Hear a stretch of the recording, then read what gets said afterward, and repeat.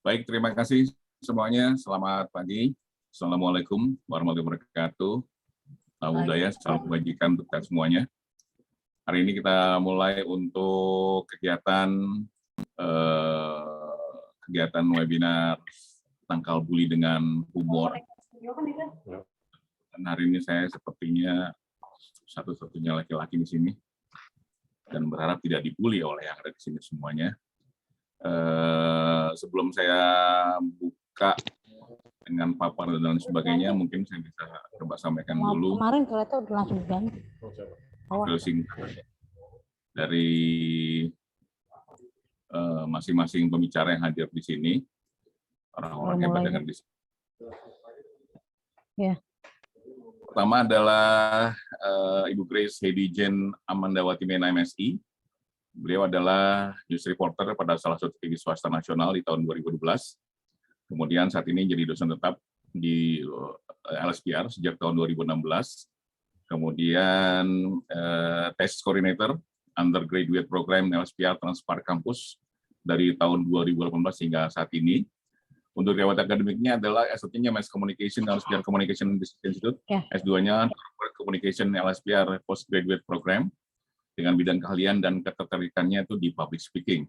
Yang berikutnya pembicaranya adalah Ibu Emilia Setyaningtyas MIKOM, lulusan Strata 2 Corporate Communication LSPR dan kini aktif sebagai dosen LSPR, asesor sertifikasi profesi Humas dan Head of Communication Reputation Department LSPR, punya ketertarikan dalam bidang public relation, communication persuasion, public speaking, dan event management. Dan yang terakhir adalah Ibu Novita Widyasiti MSI, dosen LSPR sejak tahun 2006, mengajar advertising, digital and marketing communication, dan berpengalaman yang bekerja di bidang-bidang tersebut. Pernah jadi best lecture sebanyak 2 kali dari LSPR, dan dia lulus dari S1 Komunikasi Periklanan FISIP UI dan lulus S2 dari Entertainment Communications Stikom Intersudi. Dia juga tertarik untuk meneliti tentang humor serta komedi. Mungkin yang pertama, saya persilakan untuk Ibu Grace Heidi Jane Amandawati Mena MSI untuk menyampaikan paparannya. Saya persilakan. Izin saya duluan, Mas Yaser. Silakan. Oke, next. Ibu-ibu yang kami hormati dan para peserta yang hari ini hadir, selamat pagi semuanya. Perkenalkan saya Emilia Setyaningtyas. Kami sudah melakukan pendataan sebelum webinar ini dilaksanakan. Sangat menyedihkan, lebih dari setengah peserta yang mendaftar hari ini pernah mengalami kekerasan verbal, termasuk saya. Terima kasih untuk ibu-ibu atau perempuan hebat yang sudah menyampaikan kisahnya kepada kami. Hari ini kami hadir untuk bisa membantu perempuan Indonesia dapat menghadapi dan menangkal bully dengan metode humor. Menarik bukan? Tentu hal ini sangat menarik dan bisa dipraktekkan untuk kita semua. Jangan lupa untuk isi pretestnya, tidak perlu khawatir, tidak perlu belajar terlebih dahulu. Link pretest sudah dicantumkan di kolom chat. Nanti juga akan ada post test yang akan kita berikan. Dan selanjutnya materi akan diawali dengan pemaparan dari Miss Grace Potimena. Silakan Miss Grace. Baik, terima kasih Miss Emilia dan sebelumnya Mas Yaser pada pembukaannya. Selamat pagi untuk para perempuan hebat yang sudah memberikan waktu di weekend pagi untuk bergabung dalam webinar perempuan tangkal bully dengan humor, dan mohon Mimin untuk share materi saya. Dan tentunya terima kasih juga untuk kerjasama antara dengan LSPR dan juga IHIK gitu ya, yang sudah akhirnya memungkinkan untuk terselenggaranya acara di pagi hari ini gitu. Dan memang yang mengawali webinar ini dibuat adalah kekhawatiran atau isu terkait kekerasan perempuan gitu, terutama kekerasan verbal, dan mencoba melihat kondisi realitas yang terjadi di Indonesia.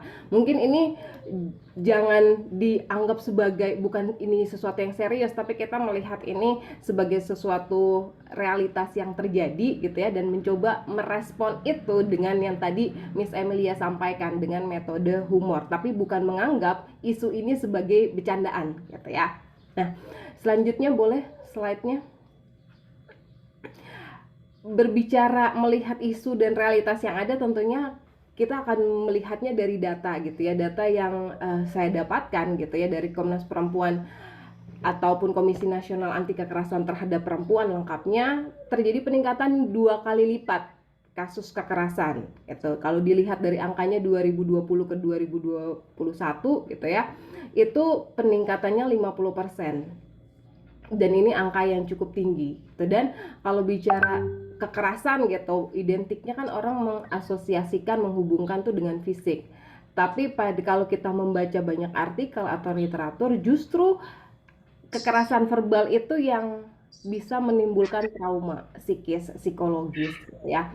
Selanjutnya lagi, kalau bicara tentang sejauh mana sih data itu ada gitu ya tentang kekerasan perempuan, pada next slide-nya dari Kementerian Pemberdayaan Perempuan dan Anak, boleh selanjutnya. Nah, ini sudah ada, kalaupun nanti audiens bisa lihat gitu ya, di mencari pada search engine Simfoni PPA, Sistem Informasi Online Perlindungan Perempuan dan Anak, ini itu bisa langsung diakses, dan data itu yang diklaim adalah itu real time berdasarkan laporan-laporan kekerasan yang terjadi gitu. Dan ketika laman yang saya buka gitu ya, bahwa data yang tersaji semalam saya buka kembali, secara jumlah kasus sudah 10.827, dan kalau dilihat dari sisi perempuan ataupun laki-laki, perempuanlah yang justru sering menjadi korban gitu ya terhadap kasus-kasus yang terjadi. Dan kalau diklik lagi next slide, korban berdasarkan jenis kelamin, maka sebesar 79,3% gitu ya, itu adalah perempuan. Nah, ini yang tentunya sangat miris gitu ya kalau dilihat dari data-data yang didapat ini gitu, bahwa yang sering kali menjadi korban gitu. Makanya di sini kalau dari judul webinarnya ini dari sisi perempuannya gitu ya, bahwa perempuan yang sering kali menjadi korban terjadinya kekerasan. Selanjutnya, nah, kalau bicara bullying, kadang sebagai perempuan, saya juga di sini perempuan gitu ya, dan para audiens yang dominan memang perempuan juga pasti kalau melihat seperti ini sangat tentunya emosional gitu ya, bahwa kasihan banget. Bahkan kalau kita lihat secara kata-kata gitu ya, itu bisa sangat menyakitkan, walaupun mungkin terlihat kadang-kadang orang kok biasa aja gitu ya, tapi ketika itu dipendam, itu akhirnya kemudian menyendiri, dan kemudian secara psikologis juga kena gitu ya, itu dampaknya cukup serius gitu ya. Kalau bicara bullying, mungkin kita sering dengar ya istilah, wah ini dibully gitu ya, ini pembulian, wah ini korban bullying, ini pelaku bully gitu. Apa sih sebenarnya yang kita tahu gitu ya tentang bully? Di awal saya akan mencoba menunjukkan gitu ya secara pengertiannya apa sih gitu yang dimaksudkan dengan bully. Selanjutnya, ini yang paling umum gitu ya, yang sering kita dengar sih bullying, walaupun kalau secara padanan kata di Indonesia itu udah terserap menjadi perundungan. Perundungan bukan pundungan ya, beda kayaknya itu. Jadi perundungan atau enggak, tapi memang istilah ini juga jarang kita dengar gitu ya. Kalaupun kita dengar berita itu orang pasti pakai istilahnya bully gitu. Itu pun juga yang akhirnya kami milih tangkal bully. Kalau lihat tangkal perundungan apa gitu ya, tangkal perundungan itu masih kurang pemilihan diksi kata yang kadang-kadang itu cenderungnya ketika dari bahasa luar kita ingatnya hal seperti itu, bilang gadget, nggak biasa bilang gawai, download, kayak gitu gitulah gitu. Ini yang sering terdengar adalah bullying, yang sama dengan perundungan, yang dalam bahasa Indonesia juga disamakan, persamaan kata adalah penindasan gitu. Simpel katanya adalah bullying, perundungan, penindasan, dan memang secara konotasi dan denotasinya ataupun pengertiannya ini udah negatif gitu, yang ada yang positif dari bullying gitu. Nah, secara pengertian definisinya selanjutnya diklik, segala bentuk penindasan atau kekerasan yang dilakukan dengan sengaja satu atau sekelompok orang, pasti lebih kuat atau lebih berkuasa, dan tujuannya menyakiti, dan itu adalah sesuatu yang berulang. Apa yang coba saya warnain beda di sini itu adalah oh ini ya yang termasuk bullying gitu. Jadi kadang kan kita bingung ya bullying itu yang seperti apa gitu. Jadi bisa pelakunya satu orang, grup atau kelompok orang lebih berkuasa, sehingga lebih kuat, merasa lebih kuat, dan tujuannya negatif memang adalah menyakiti, dan itu pola yang berulang. Lanjut lagi, ini juga ada pengertian dari beberapa tokoh gitu ya, sehingga nanti akan sampai pada suatu deteksi. Jadi gimana sih ngedeteksi bullying gitu atau perundungan?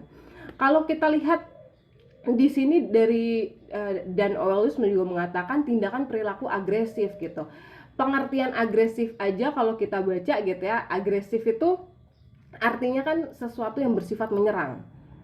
Kalau secara psikologis dibaca juga di KBBI gitu ya, saya coba baca juga dianggap sebagai sesuatu situasi yang mengecewakan, menghalangi, menghambat gitu ya, tetap pada pengertian yang negatif.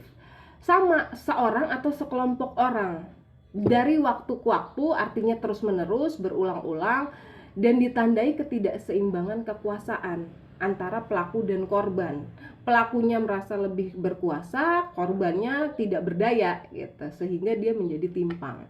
Lanjut lagi, Black and Jackson juga mengatakan agresif tipe proaktif gitu kan, bukan cuma aktif ya, proaktif itu udah lebih dari proaktif, lebih dari aktif gitu, super aktif, dan di dalamnya aspek kesengajaan. Jadi menyakiti itu bukan nggak sengaja, menyakiti itu memang disengajai gitu ya, ada aspek kesengajaan. Mendominasi, menyakiti, menyingkirkan, namanya dominan, yaitu tadi berkaitan dengan juga kekuatan gitu kan, berusaha untuk menguasai suatu pihak. Nah, pihaknya ini di sini kita melihat yang menjadi korban perempuan gitu kan, bisa juga pelakunya sesama perempuan, atau bisa juga memang lawan jenis gitu ya, laki-laki yang akhirnya merasa dominan. Menyakiti, menyingkirkan itu juga bisa dipandang sebagai, wah orang lain punya kelebihan ini nih, apa ya kekurangannya biar saya bisa singkirin, caranya dengan ngebully gitu, sehingga orang itu merasa terpuruk, merasa wah saya ternyata begini ya gitu, yang akhirnya menjadi pemikiran yang negatif buat diri sendiri itu, tidak percaya diri, bisa juga mentalnya jatuh gitu kan, menjatuhkan mental seseorang, dan lagi-lagi ketidakseimbangan kekuatan. Rigby juga menyampaikan hal yang sama gitu ya pada slide selanjutnya, bahwa slide selanjutnya,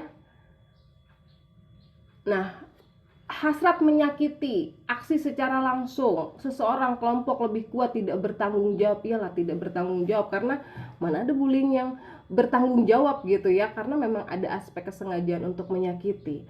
Dilakukan secara senang, ada kepuasan tertentu ketika pelaku itu melakukan bullying gitu, melihat wah korban saya sedih, wah korban saya tersakiti, wah akhirnya korban saya mengucilkan diri gitu kan, terdampak yang sangat luar biasa, dan orang itu kemudian menderita gitu.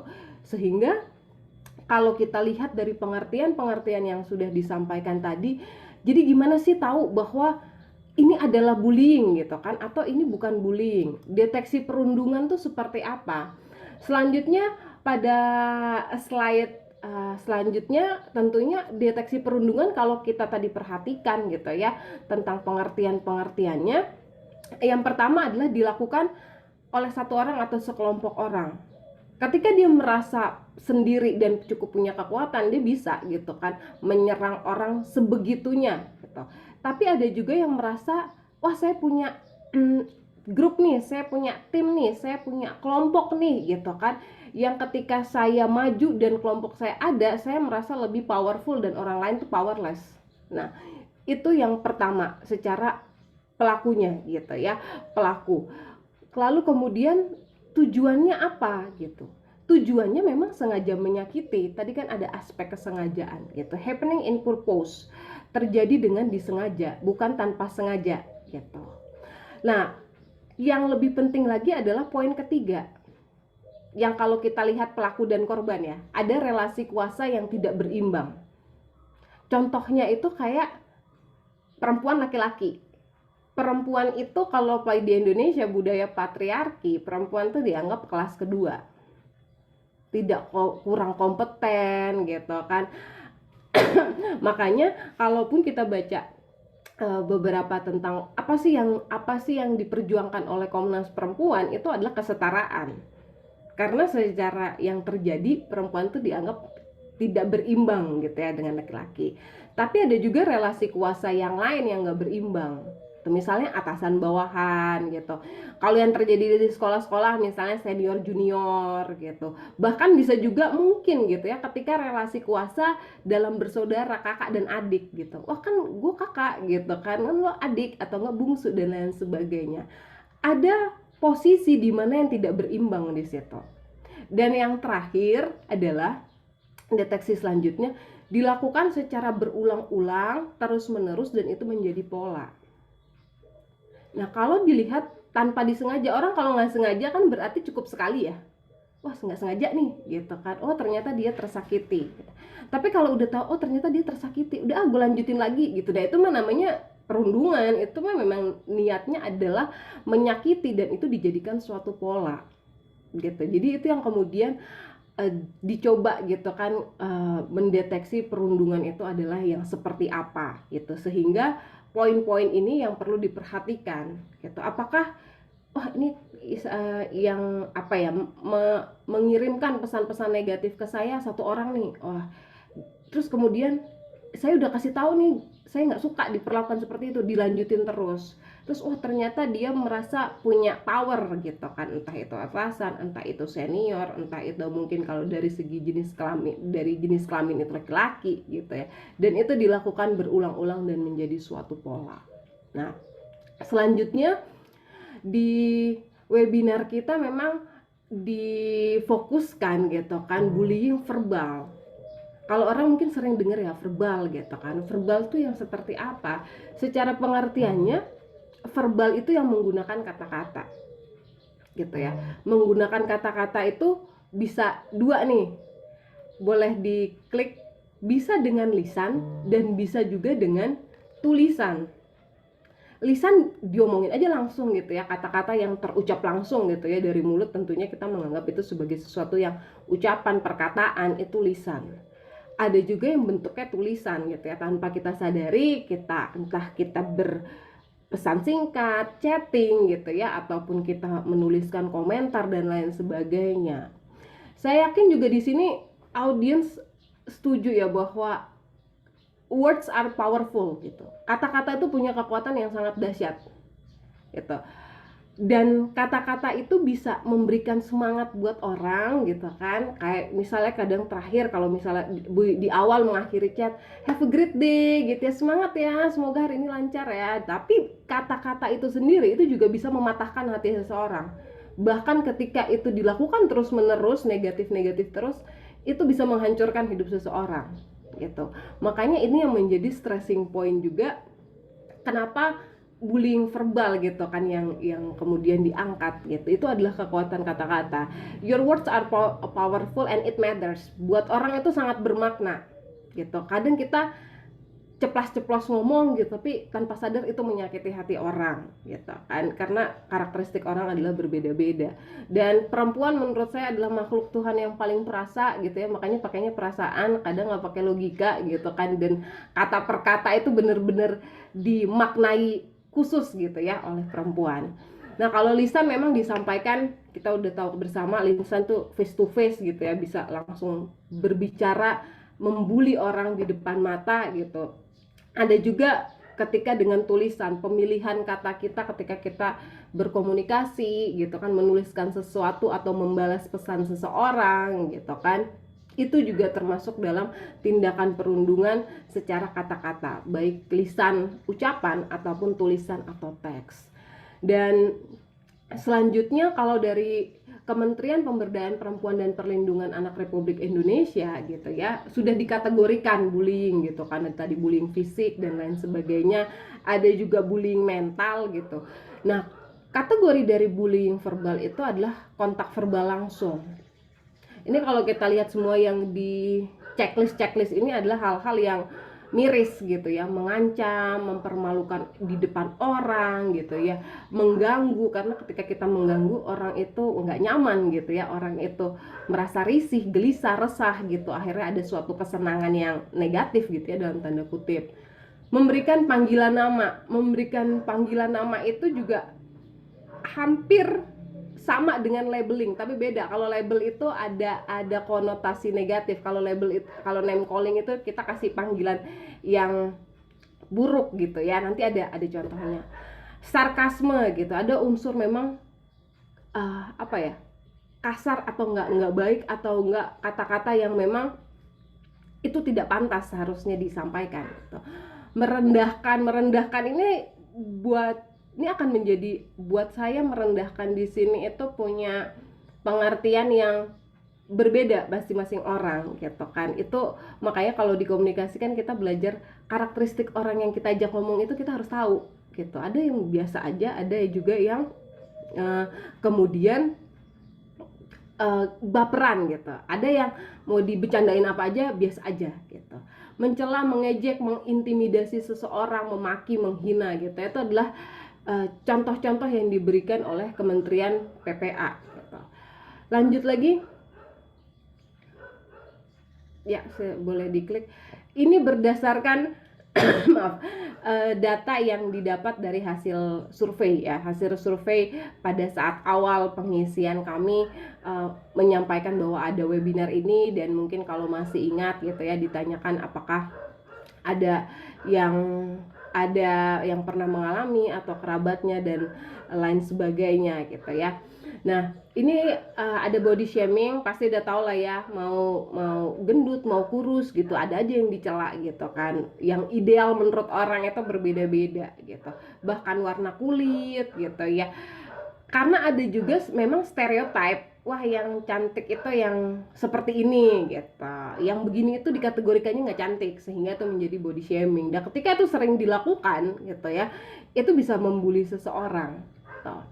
Catcalling pasti mungkin sering dengar ya, siulan salam dengan nada tertentu gitu ya, misalnya mengucapkan salam gitu, tapi sebenarnya kita tahu intonasi itu adalah intonasi menghina atau ngenyek atau ngerendahin gitu. Karena bicara komunikasi itu bukan cuma pemilihan kata, tapi how you pronounce kata-kata itu juga punya makna gitu kan. Sama kayak misalnya, kamu ngamuk ya? Enggak kok, kan itu dua hal yang berbeda gitu, sehingga pemaknaan itu juga penting. Selanjutnya labeling, mohon maaf ya saya kasih tanda bintang, tapi tahulah gitu ya apa yang dimaksudkan di situ. Misalnya ada juga mohon maaf gitu ya, wah perempuan panggilan, atau enggak wanita murahan, atau jomblo aja itu bisa suatu labeling ya gitu. Ada orang yang biasa aja, ada yang wah sakit hati banget kalau dibilang kayak begitu. Atau mohon maaf gitu ya, dibilangnya melabelkan perawan tua gitu kan. Itu hal-hal yang bisa menyakiti orang gitu ya. Dan selanjutnya adalah hinaan, kalau saya nggak, nah hinaan gitu ya, ini makhluk hidup gitu ya, jelas-jelas manusia, diasosiasikannya sama binatang gitu, yang itu terlontar begitu saja gitu. Mungkin kadang-kadang karena udah jadi kebiasaan ya, nganggap itu hal yang biasa, dan itu menjadi sebuah pembenaran gitu kan. Misalnya orang ngerjain apa terus salah gitu ya, mohon maaf, terus bilang bego banget sih lo gitu. Itu kan sebenarnya menyakiti hati orang, apalagi ketika itu diulang-ulang gitu kan. Udah di sekolahin tinggi-tinggi dikatain begitu gitu ya. Ini adalah contoh nyata bahwa memang ternyata yang tadi Miss Emil sampaikan, bahwa sebagian besar juga dari audiens yang mengisi gitu ya, mengisi form registrasi kami mengalami hal-hal yang seperti ini gitu ya.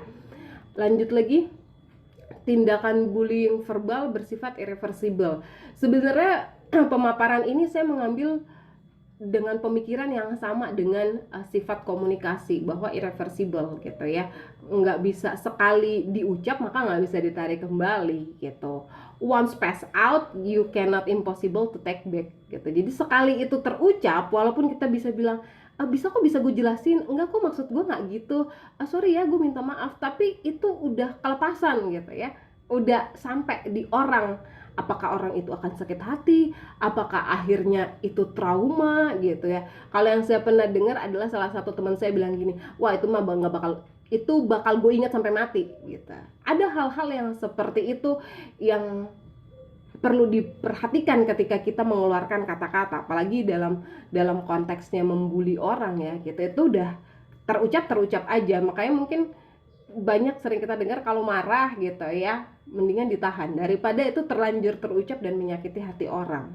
Apalagi kalau bully mah diulang-ulang aja kayak begitu, dianggap sebagai hal yang biasa dan menjadi kebiasaan gitu ya. Selanjutnya efek bullying ini yang saya lihat banyak gitu ya, mulai dari yang mungkin levelnya biasa sampai yang luar biasa. Yang luar biasa adalah mungkin adalah percobaan bunuh diri, bahayanya sampai bunuh diri gitu ya. Jadi ada yang kemudian cemas gitu, waduh kalau saya kesini saya ketemunya dia lagi nih, gue bakal dibully nih gitu, aduh muter jalan-jalan lain deh gitu. Malam tidur kepikiran terus gitu ya, menghadapi hari esok itu udah nggak tenang, panik gitu, stres, di atasnya stres depresi ya, menyendiri karena merasa mungkin bahwa yang di sekitar saya, apalagi kalau dibulinya kelompok gitu ya, itu bukan circle saya, itu bukan teman saya gitu. Akhirnya membuat orang memilih untuk mengucilkan diri, mengisolasi diri gitu ya. Withdrawal, self-withdrawal gitu ya, menarik diri daripada harus bergaul, bersosialisasi. Padahal kita tahu bahwa makhluk hidup manusia itu bersosialisasi. Hilang kepercayaan diri, nggak pede, minder gitu kan.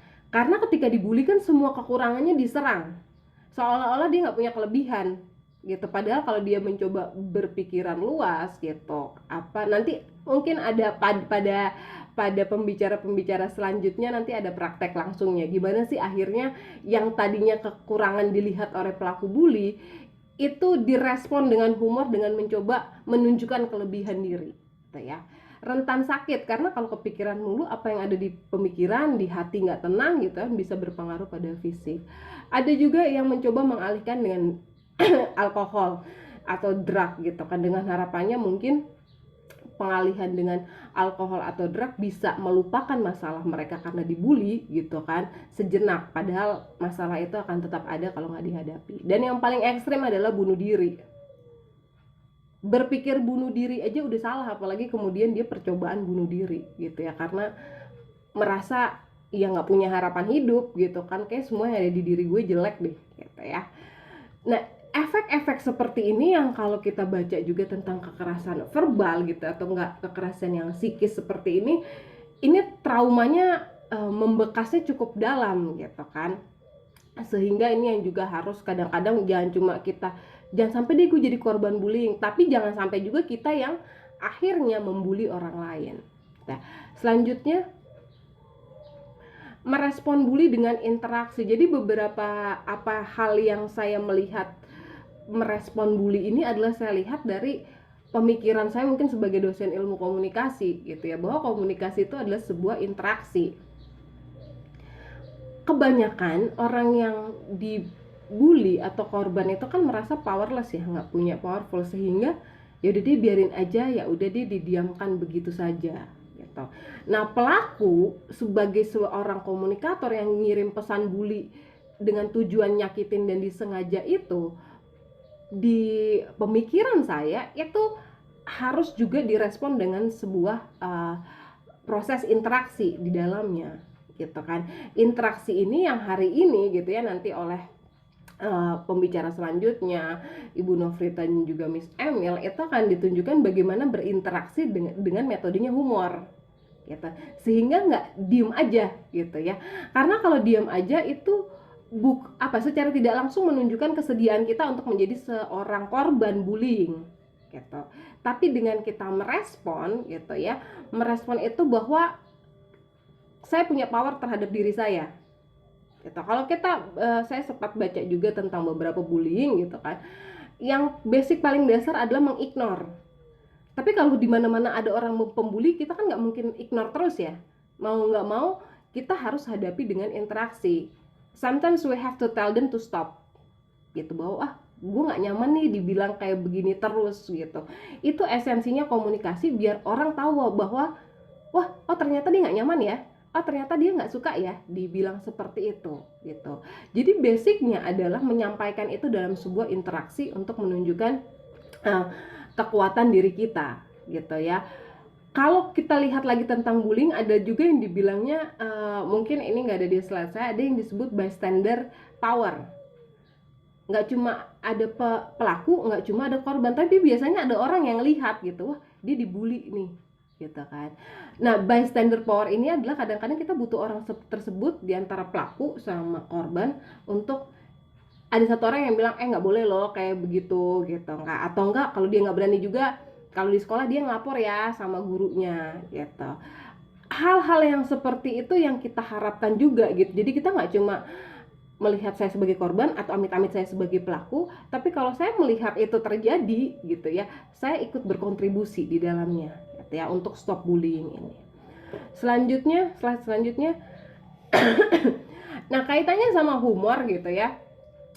Saya membaca literatur bahwa komunikasi yang hubungannya dengan humor itu merupakan suatu bentuk interaksi sosial gitu ya. Humor sebagai, katanya Chovanec itu humor sebagai suatu sarana interaksi antara penutur dan lawan tutur gitu. Kadang tuh kita cuma mikir humor itu fokus saya membuat orang lain tertawa gitu. Kita cuma mikirnya seperti itu, tapi kenapa kita nggak berpikiran luas dengan menganggap bahwa humor itu bisa saya gunakan sebagai pertahanan diri saya nih kalau saya dibully sama orang gitu ya. Nanti mungkin kalau sedikit bingung dengan apa yang sampaikan, nanti pada pembicara-pembicara selanjutnya akan melihat gitu ya bagaimana perspektif humor itu digunakan sebagai bentuk pertahanan diri gitu, sehingga nggak cuma pengen bikin orang ketawa, tapi itu juga bisa menjadi respon untuk orang yang nyakitin kita. Karena dengan humor itu kita mengkomunikasikan sesuatu gitu kan. Entah saya nggak suka dibully, atau memang saya punya kekurangan itu tapi saya punya kelebihan yang lain gitu kan. Nah, jadi kadang humor itu digunakan untuk mematahkan gitu ya. Semoga mematahkan tujuan pelaku untuk menyakiti kita. Kan tujuannya tadi menyakiti dengan sengaja. Tapi kalau kita bawa jadi humor kan orang jadi, Diko diketawa sih, Diko dibecandain sih gitu kan. Nggak melihat itu sebagai sesuatu yang kita yang terpuruk gitu kan. Nah, selanjutnya adalah ini Bapak James Dananjaya gitu kan, yang adalah antropolog gitu ya di Indonesia gitu ya, bapak folklornya Indonesia, menyampaikan bahwa fungsi humor paling menonjol itu sebagai sarana penyalur perasaan yang menekan diri seseorang. Kita dibully pasti kita merasakan tekanan, wah nggak enak nih dibully gitu kan ya. Tapi itu yang coba nanti akan dipraktekkan, nanti akan coba dilatih begitu ya, bahwa dengan kita merespon itu kita menyalurkan perasaan bahwa itu bukti ketidaksetujuan saya, ketidakterimaan saya atas tindakan bullying yang dilakukan gitu. Makanya di sini dibilang kita menggunakan cara-cara yang humor gitu, atau perspektif humor, atau nanti ada juga istilah berimajinasi dengan humor gitu. Next. Nah, humor can be one of our best survival tools oleh Alan Klein yang nulis buku The Healing Power of Humor gitu. Jadi melihat kekerasan yang terjadi, bullying yang terjadi gitu kan, di sini ada satu alat yang bisa kita pakai untuk pertahanan diri kita gitu kan, adalah dengan merespon itu dengan humor. Baik merespon ataupun nanti dijelaskan adalah bagaimana kita menanamkan pikiran kita sehingga apapun yang kita lihat gitu ya, itu adanya dalam situasi atau kondisi yang humor, sehingga kita nggak stres sendiri, kita nggak terbebani gitu ya, tapi itu bentuk pertahanan diri kita, bukan kita menyerang orang lain gitu ya, nggak sampai menyerang, tapi kalau untuk korban, konteksnya korban adalah how to survive gitu ya, bagaimana untuk bertahan dulu gitu. Dari saya sih sepertinya itu saja pengantar di awalnya gitu ya. Untuk nanti yang lebih serunya lagi gitu adalah praktek langsungnya, gimana sih itu humor. Karena kalau saya nggak salah nanti juga berdasarkan hasil formulir gitu ya, akan dicoba juga kalau dibully gini jawabnya apa gitu ya. Kira-kira seperti itu. Saya kembalikan lagi ke moderator Mas Yaser, atau langsung dilanjutkan dengan Bu Novita. Oke, terima kasih Ibu Grace Setelah dengar paparan dari Bu Grace, saya baru sadar ternyata kenapa saya dilibatkan di sini, karena saya memang bukan pembuli, tapi korban bully sebenarnya. Karena saya ada korban bully dari istri saya dan adik ipar saya. Jadi makanya saya hadir sebagai korban, bukan sebagai pelaku sebenarnya. Kita langsungkan ke narasumber berikutnya, ke Ibu Emilia Setianing Tias. Saya persilakan. Ya, terima kasih Mas Yaser. Berikutnya terima kasih Miss Heidi terkait dengan pemaparannya sangat menarik. Berikutnya akan ada pemaparan materi dari Ibu Nofrita. Silakan Ibu Nofrita.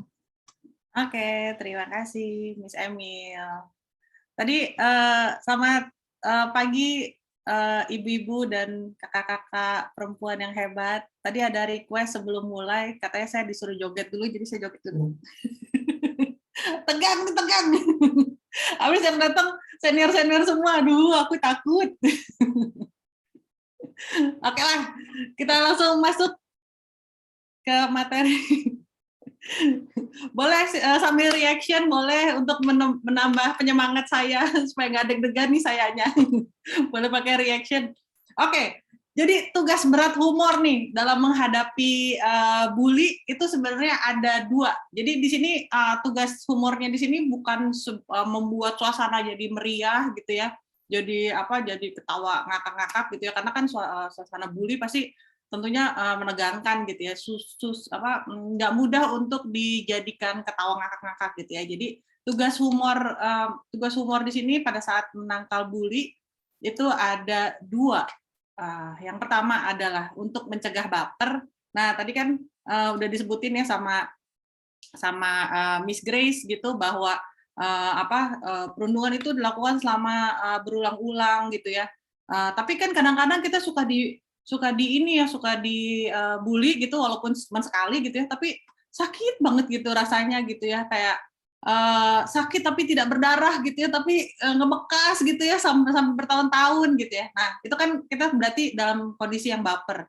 Nah, tugas humor di sini adalah sebagai pencegah baper tadi gitu ya. Gimana nih caranya supaya kita nggak baper? Nah, kalau cuma sekali, 2 kali diledekin sama orang gitu. Nah, kemudian yang kedua adalah tugas humor adalah bertahan dari serangan gitu ya, supaya mereka tahu bahwa mereka sudah membuli. Kadang-kadang gini loh, kadang-kadang orang yang lagi ngebully itu suka nggak sadar kalau dia sedang membuli. Karena saya dulu waktu kecil mungkin ada yang pernah kena bully sama saya. Saya memang dulunya adalah pembuli memang terus terang. Nah ini adalah kesaksian dari seorang pembuli bahwa kadang-kadang saya nggak sadar bahwa saya sedang melakukan bully dan kadang-kadang kadang-kadang sekali 2 kali atau kadang-kadang berkali-kali gitu ya. Nah tugas humor di sini adalah buat korban itu bisa untuk bertahan dari serangan. Nah gimana caranya? Ada dua cara tadi ya. Sebelum kita masuk gimana caranya, coba kita sama-sama mempraktekkan 3 semboyan yang akhirnya menjadi semboyan dari IHIK sendiri. Yaitu pertama, kita read humor dulu gitu ya, nggak usah bikin dulu deh gitu, susah kan, emang nggak mudah untuk bikin humor ya, tapi kita banyak membaca hal-hal yang berkaitan sama humor. Nah begitu kita udah banyak baca tentang humor, sering-sering, akhirnya pikiran kita juga jadi banyak humornya gitu. Kita sudah sangat terpengaruh sama hal-hal yang lucu-lucu gitu, dan akan memudahkan kita untuk lebih banyak tertawa karena kita sudah sering sekali terekspos oleh humor. Nah, kalau sudah udah banyak-banyak baca gitu ya, kemudian berpikir humor, akhirnya baru kita bisa menciptakan humor. Kalau dibalik, ciptakan humor dulu, baru baca atau baru mikir gitu, nah itu yang berbahaya, itu malah akhirnya jadi kayak saya dulu gitu. Akhirnya saya malah jadi pembuli gitu kan, malah jadi agresif gitu. Nah, ini jangan dibalik-balik ya. Pertama, coba kita praktekin. Habis ini mudah-mudahan teman-teman semua bisa mempraktekkan dari mulai membaca dulu, kemudian habis itu udah banyak-banyak baca, berpikir tentang humor, kemudian baru kita menciptakan humor. Next. Nah, yang pertama tadi, cegah baper. Gimana caranya cegah baper? Yang pertama tadi, banyak-banyak baca, nonton, dan observasi. Banyak-banyak baca hal-hal yang berkaitan sama humor, misalkan meme atau Twitter gitu ya. Follow kalau misalkan memang teman-teman semua ada yang menggunakan Twitter, itu follow orang-orang yang memang suka berkomentar lucu atau memancing orang supaya berkomentar lucu. Itu hiburan saya sekarang itu gitu salah satunya. Saya kalau lagi bosen atau lagi bete gitu ya, buka ini lah yang lagi trending apa ya gitu, yang lagi trending di Twitter apa ya. Kadang-kadang malah berita yang benar-benar serius gitu ya. Kita lihat komen-komennya malah lebih lucu komen-komennya, atau malah dia berusaha untuk tadinya buat melucu tapi nggak lucu-lucu banget, tapi komen-komen tuh jauh lebih lucu gitu. Nah, biasakan itu dilakukan sehari-hari gitu, atau nonton acara-acara komedi, misalkan Lapor Pak gitu misalkan, atau apapun yang ada di TikTok sekarang ya udah mulai ada potongan-potongan acara-acara komedi gitu ya. Nah itu banyak-banyak baca deh, dan kalau akhirnya bisa mengamati gitu ya, oh dia tuh bikin lucu tuh karena ini gitu ya, lama-lama bisa kepikiran kayak gitu, oh ini dia lucu karena dia menggunakan pola ini dan sebagainya. Nah kemudian juga mumpung nih kita masih diperbolehkan untuk keluar gitu ya, untuk beraktivitas di luar, maka lakukanlah observasi gitu. Jadi kalau misalkan sedang menunggu sesuatu gitu ya, misalkan lagi di ruang tunggu mana gitu ya, lagi nungguin apa gitu ya, atau lagi ngantri gitu, jangan terlalu banyak di HP. Coba lihat sekelilingnya. Kalau udah terbiasa gitu, kita jadi akhirnya kadang-kadang suka kita menemukan kelucuan-kelucuan sebenarnya gitu ya, kayak saya pernah waktu itu lagi bayar bretok gitu ya di kasir gitu, terus ada mbak-mbak bretoknya, dia udah mau pulang, udah ganti baju gitu ya, tapi dia masih belum bener-bener belum mau pulang, dia masih mau ngobrol sama kasirnya gitu. Dia ngobrol gitu sama kasirnya sambil ngelayanin saya sambil ngobrol sama si mbak ini, terus mbaknya abis itu bilang, dia harusnya bilangnya gini, udah ya saya mau pulang dulu gitu. Terus dia bilang, udah ya saya mau mandi dulu. Lah kok mau mandi? Padahal itu lagi di mall gitu kan. Itu saya dengernya ngakak-ngakak gitu kan. Bayangkan kalau misalkan saya nggak observasi gitu. Bayangkan kalau saya nggak mendengar sekeliling saya gitu. Atau misalkan kalau misalkan saya lagi kerja di kafe gitu ya, kadang-kadang di Starbucks atau apapun itu saya kadang-kadang suka nyari di sekelompok orang yang lagi ngobrol gitu. Nah itu abis itu saya mendengar gitu, nguping nguping apa yang sedang mereka bicarakan gitu. Nah dari pembicaraan mereka juga kadang-kadang suka menemukan hal-hal yang lucu gitu. Nah artinya kita sudah di sini, kita read di sini nggak cuma baca, tapi membaca situasi juga gitu. Membaca sekeliling kita tuh seperti apa. Nah, kita akan kaget sendiri, kita akan menemukan kelucuan-kelucuan ternyata banyak di sekitar kita. Kemudian yang kedua, read dan think juga ini sekaligus nih, read dan think. Jadi saya menemukan satu hal yang unik, buatlah toples lelucon. Nah, apa nih toples lelucon? Jadi kan pasti teman-teman sekalian punya kejadian-kejadian lucu ya di masa lalu, atau baru kejadian berapa menit yang lalu ya. Nah, tuliskan semua itu di selembar kertas gitu, di post-it. Kemudian tulis kelucuan-kelucuan tersebut.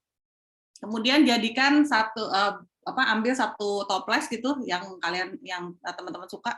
Kemudian masukin ke si tulisan-tulisan tadi, masukin jadi tabungan, di tabung-tabungan. Nah, pada saat kita nulis aja itu sebenarnya itu kan kita nggak perlu ngarang-ngarang ya, karena udah ada kejadian yang dulu-dulu gitu.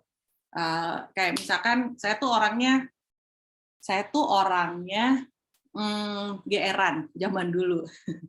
Jadi dulu tuh saya pernah ngontrak di suatu rumah gitu, terus ada cowok ganteng tetangga saya, tapi nggak pernah nengok-nengok ke saya gitu. Jadi kalau misalkan saya lewat gitu, pasti si cowok ganteng itu cuek aja gitu. Jadi dia tuh kolektor mobil antik lah gitu.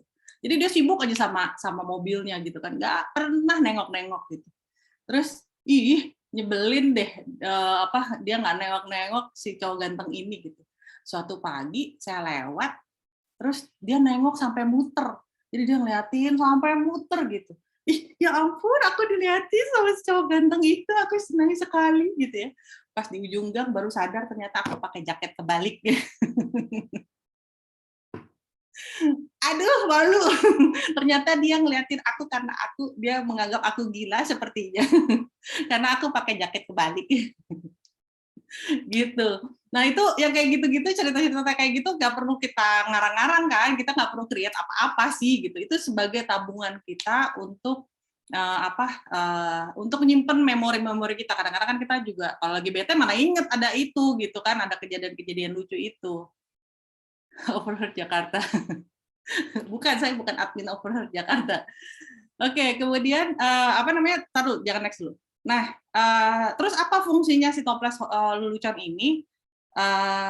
Pada saat kita, ya mudah-mudahan jangan sampai ya ke depannya. Tapi kalau misalnya pada saat kita terkena bully, maka bukalah secara random toples tersebut, atau boleh juga dibikin kayak arisan gitu, dimasukin ke dalam sedotan gitu, sedotan bekas boba gitu misalkan. Terus abis itu kita buka gitu ya, terus kita baca, ini cerita yang ini. Mudah-mudahan itu bisa membuat kita jadi lebih, paling tidak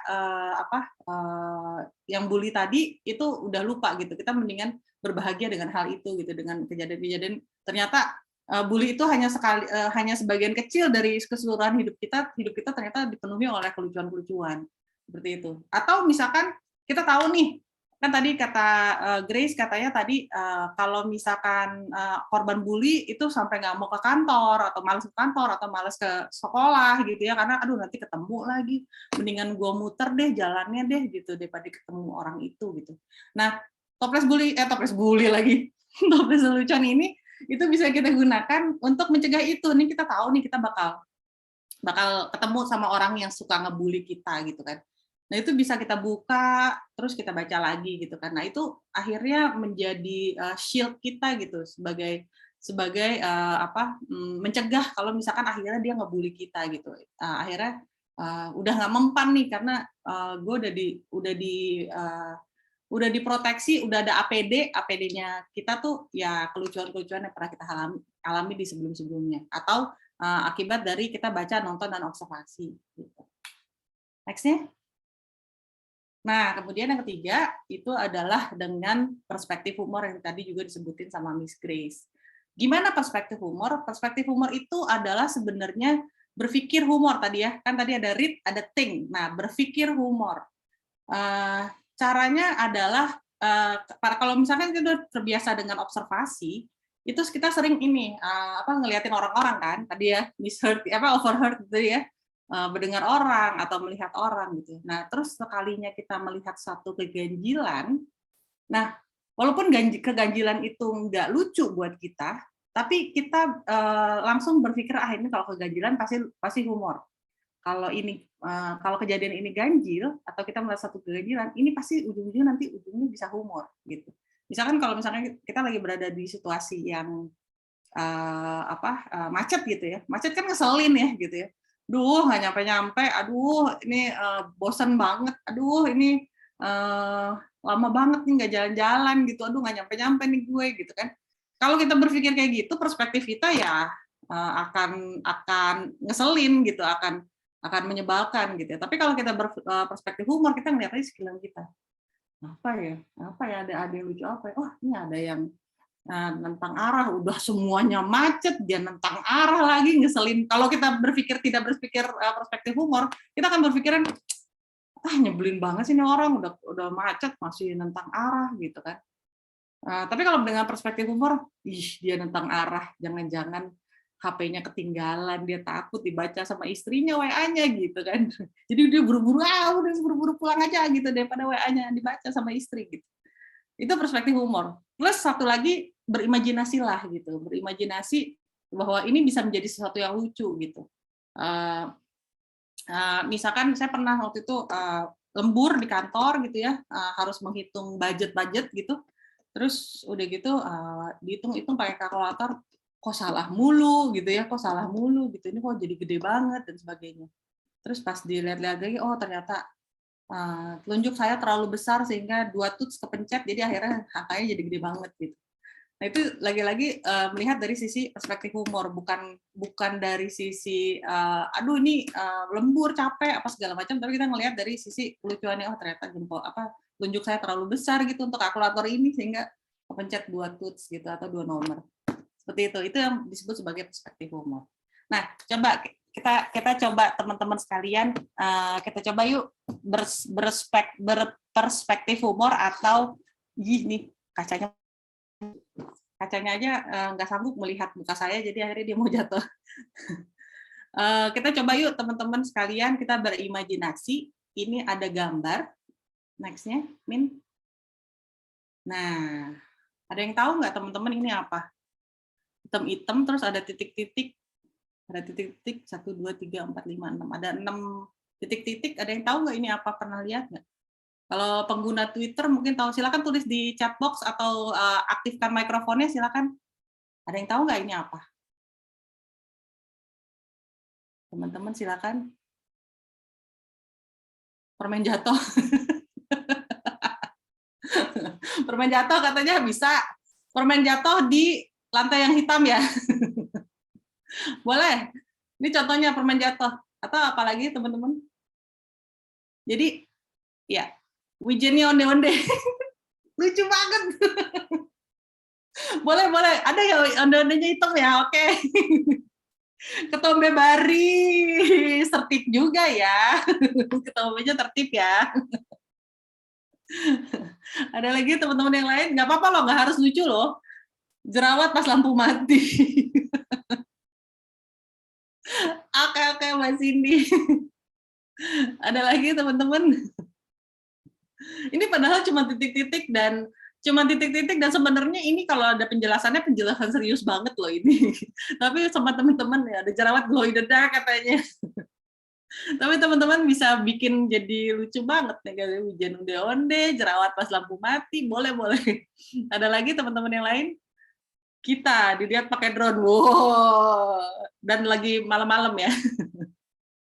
Boleh, Mbak Ita. Ada lagi teman-teman yang lain?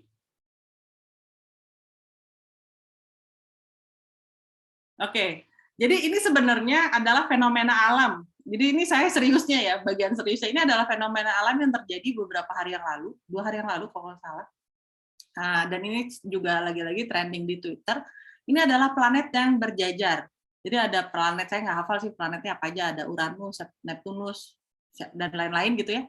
Fenomena ini hampir tidak pernah terjadi gitu. Nah ini terjadi beberapa hari yang lalu, dan kalau di Indonesia cuman kelihatan sedikit banget gitu, cuman ada bulan dan 1-2 titik gitu dari planet. Tapi ini dilihat dari langitnya Filipina gitu. Jadi di Filipina ada yang fotoin gitu. Dan ini adalah planet yang sedang berjajar, dan ini terlihat oleh bumi dengan mata telanjang. Merkurius, Venus, Mars, Jupiter, Saturnus. Nah itu. Terima kasih Mbak siapa nih ya? EIA. Itu. Ya betul. Itu fenomena alam yang serius banget gitu ya. Tapi ternyata wah teman-teman, saya senang nih udah mulai berperspektif humor nih gitu ya. Yang tadinya cuma titik-titik aja bisa jadi lucu banget. Nungguin. Oh, nungguin ininya fenomenanya ya. Yes. Thank you. Oke, next-nya. Nah, kemudian yang tadi kan untuk mencegah baper ya, jadi ingat-ingat cegah baper itu ada 3 hal dan sebaiknya kita praktekkan. Yang pertama tadi adalah baca, nonton, dan observasi. Kemudian yang kedua adalah bikin toples humor, karena toples lelucon. Jadi kalau bully nggak usah ditulis gitu, yang lucu aja gitu ya. Pada saat nulisnya aja kita udah happy loh sebenarnya gitu, karena kita berpikir humor di situ kan, apalagi ya kelucuan apalagi yang saya pernah alami ya gitu. Kemudian yang ketiga itu adalah menggunakan perspektif humor tadi ya untuk mencegah baper. Mudah-mudahan kalau memang dipraktekkan setiap hari dan istiqomah mempraktekannya, maka kita bisa, kalau misalkan ada teman udah mulai ngebully-bully kita baik bercanda maupun serius, itu akan lebih mencegah kita untuk lebih tidak gampang baper. Kalau ditanya pernah ada teman ada yang nanya, jadi lo nggak pernah baper dong, jadi lo nggak pernah marah dong? Ya saya marah sih gitu. Tapi yang penting adalah kalau kita sudah mencegah, maka bapernya nggak akan sering, atau bapernya nggak akan dalam banget gitu, atau nggak akan lama-lama gitu. Jadi baper tetap, tapi outputnya juga nggak akan sampai marah-marah dan sebagainya. Tadi yang disebut sama Miss Grace, kita tinggal bilang aja ke teman kita bahwa lu bercandanya kayak kelewatan deh, gue nggak suka sih sebenarnya kayak gitu. Nah itu kita bisa ngomong gitu tanpa kita marah-marah. Kalau marah-marah pasti dia akan defense kan, pasti dia akan apa sih orang gue cuma bercanda, lu aja lu aja baperan. Nah begitu kita dilabelin baperan kan nggak enak gitu kan. Nah itu yang pertama. Jadi mudah-mudahan bisa dipraktekkan. Nah kemudian yang kedua, kalau sudah akhirnya diserang, maka humor bisa berfungsi sebagai bertahan dari serangan. Nah, dengan bertahan dari serangan, maka ada dua cara yang bisa kita gunakan. Yang pertama adalah menggunakan de-escalation atau de-escalate. Kemudian yang kedua adalah menggunakan self-enhancing. Buat teman-teman, mohon maaf yang mungkin bahasa Inggrisnya belum terlalu ini, nanti akan saya jelaskan. Saya tetap harus menggunakan istilah-istilah ini karena susah ya untuk dibahasa Indonesia-kan gitu, dan supaya bisa lebih ingat aja gitu, jadi makanya saya tetap menggunakan bahasa Inggris, yaitu de-escalation atau de-escalate dan self-enhancing. Next-nya. Oke, de-escalation. Jadi gini, kalau pada saat kita lagi dalam situasi dibully, atau dalam situasi sedang ada pembulian, itu biasanya situasinya memanas, benar nggak?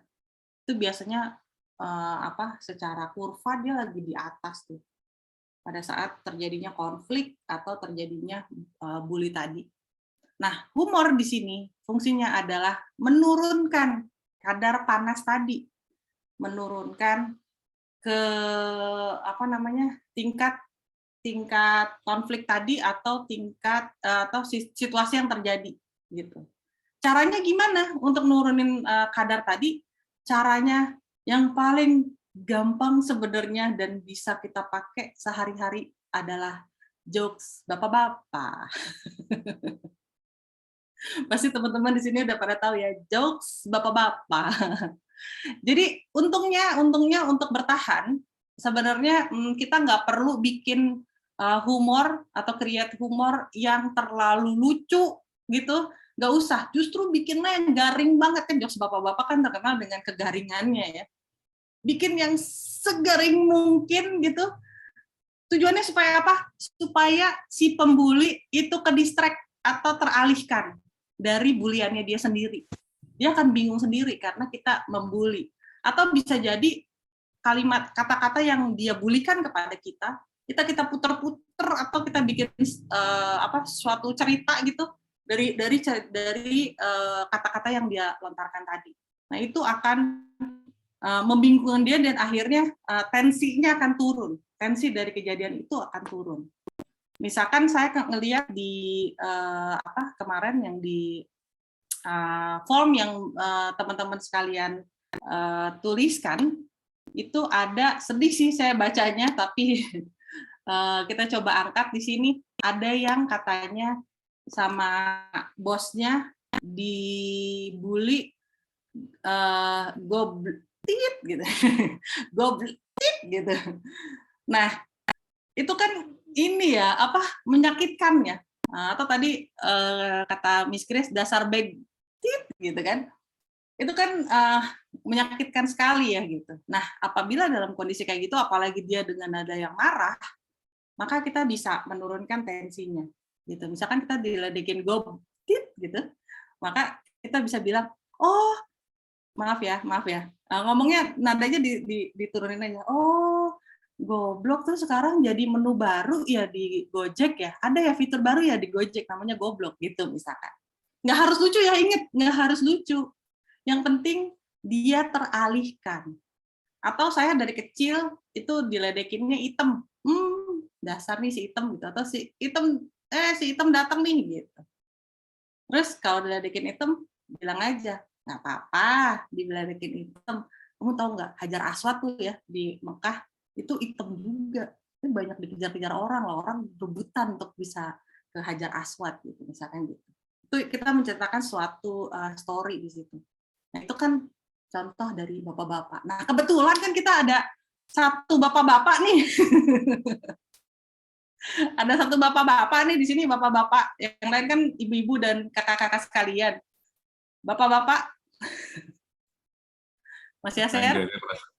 Dari tadi perasaan nggak enak, korban. Benar, terkonfirmasi memang saya hadir bukan sebagai moderator, tapi sebagai korban bulian. Apa ya? Misalkan gini Mas Yaser, misalkan ada yang ngeledekin elu gitu, jelek lu Ser. Ya udah, tinggal Gimana balas aja. Bapak? Jelek bukan sembarang jelek, orang jelek di jalan sepi, biarpun jelek tapi tetap happy. Udah selesai guys. Cakep kan tuh? Baru ngarang tadi situ tadi. Atau Mas Yaser kan ini suka dibilang gendut lah, udah pasti lah ya. Misalkan punya body kok nggak berbentuk. Gimana Mas Yaser?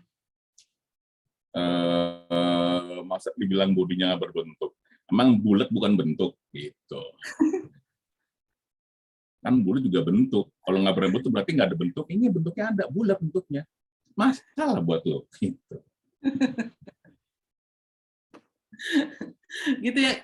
Tapi kebetulan kan kalau Mas Yaser kan udah jago ya, bikin jokes-jokesnya udah jago ya.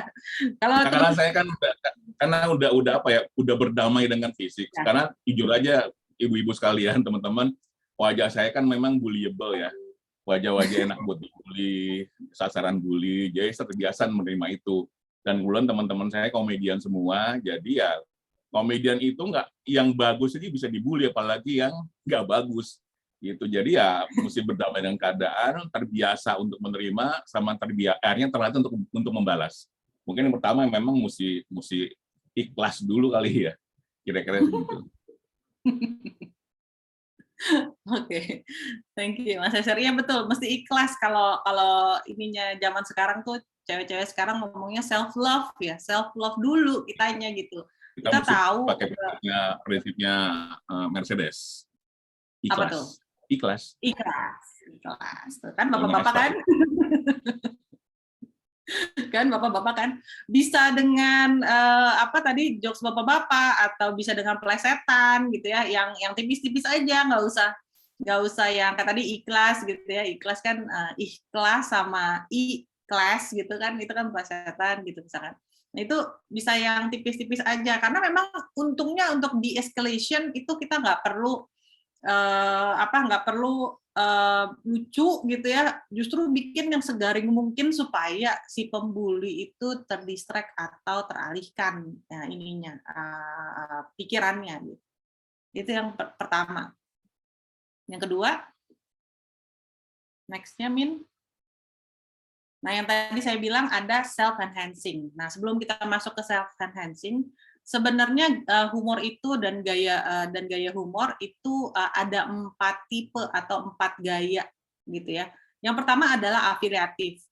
Afiliatif itu adalah gaya humor yang sebenarnya bikin, ini nggak ada hubungannya sama bully dulu ya kalau untuk yang afiliatif ya. Jadi afiliatif itu adalah gaya humor yang bikin semua orang happy, kemudian lucunya juga ketawa bareng-bareng gitu ya, karena dalam gaya humor afiliatif menggunakan humor dan candaan untuk memperkuat ikatan interpersonal. Jadi emang nggak ada yang tersakiti di sini untuk afiliatif, kemudian ketawa bareng-bareng dan biasanya menggunakan bahan-bahan candaan yang memang udah sama-sama tahu, udah sama-sama relate gitu ya, sehingga ketawanya bisa sampai pecah banget gitu ya. Itu yang pertama afiliatif. Nah, cuma memang untuk ini perlu step-step lagi yang lebih lanjut lagi gitu ya, dibandingkan tadi kita cuma ada dua hal ya tadi ya, yang cegah baper sama yang bertahan dari serangan. Yang ini afiliatif dulu afiliatif bisa nanti ke belakangnya. Kemudian yang kedua, ini kebalikannya dari agresif. Kalau afiliatif tadi nggak ada yang tersakiti, nggak ada yang sakit hati gitu misalkan, atau tidak ada yang menjadi korban untuk afiliatif, ataupun kalau misalkan ada yang menjadi korban, itu adalah yang tidak ada hubungannya sama kedua orang tersebut atau kedua belah pihak gitu ya.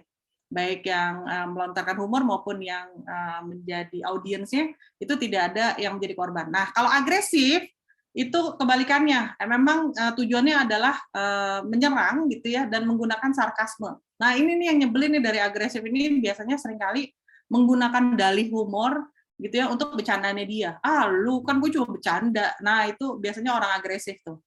Which saya sebenarnya. Saya sering menggunakan agresif, cuman karena saya udah cukup, maksudnya udah belajar lah ya gitu ya mengenai agresif, saya lihat orangnya juga sih yang saya agresifin gitu.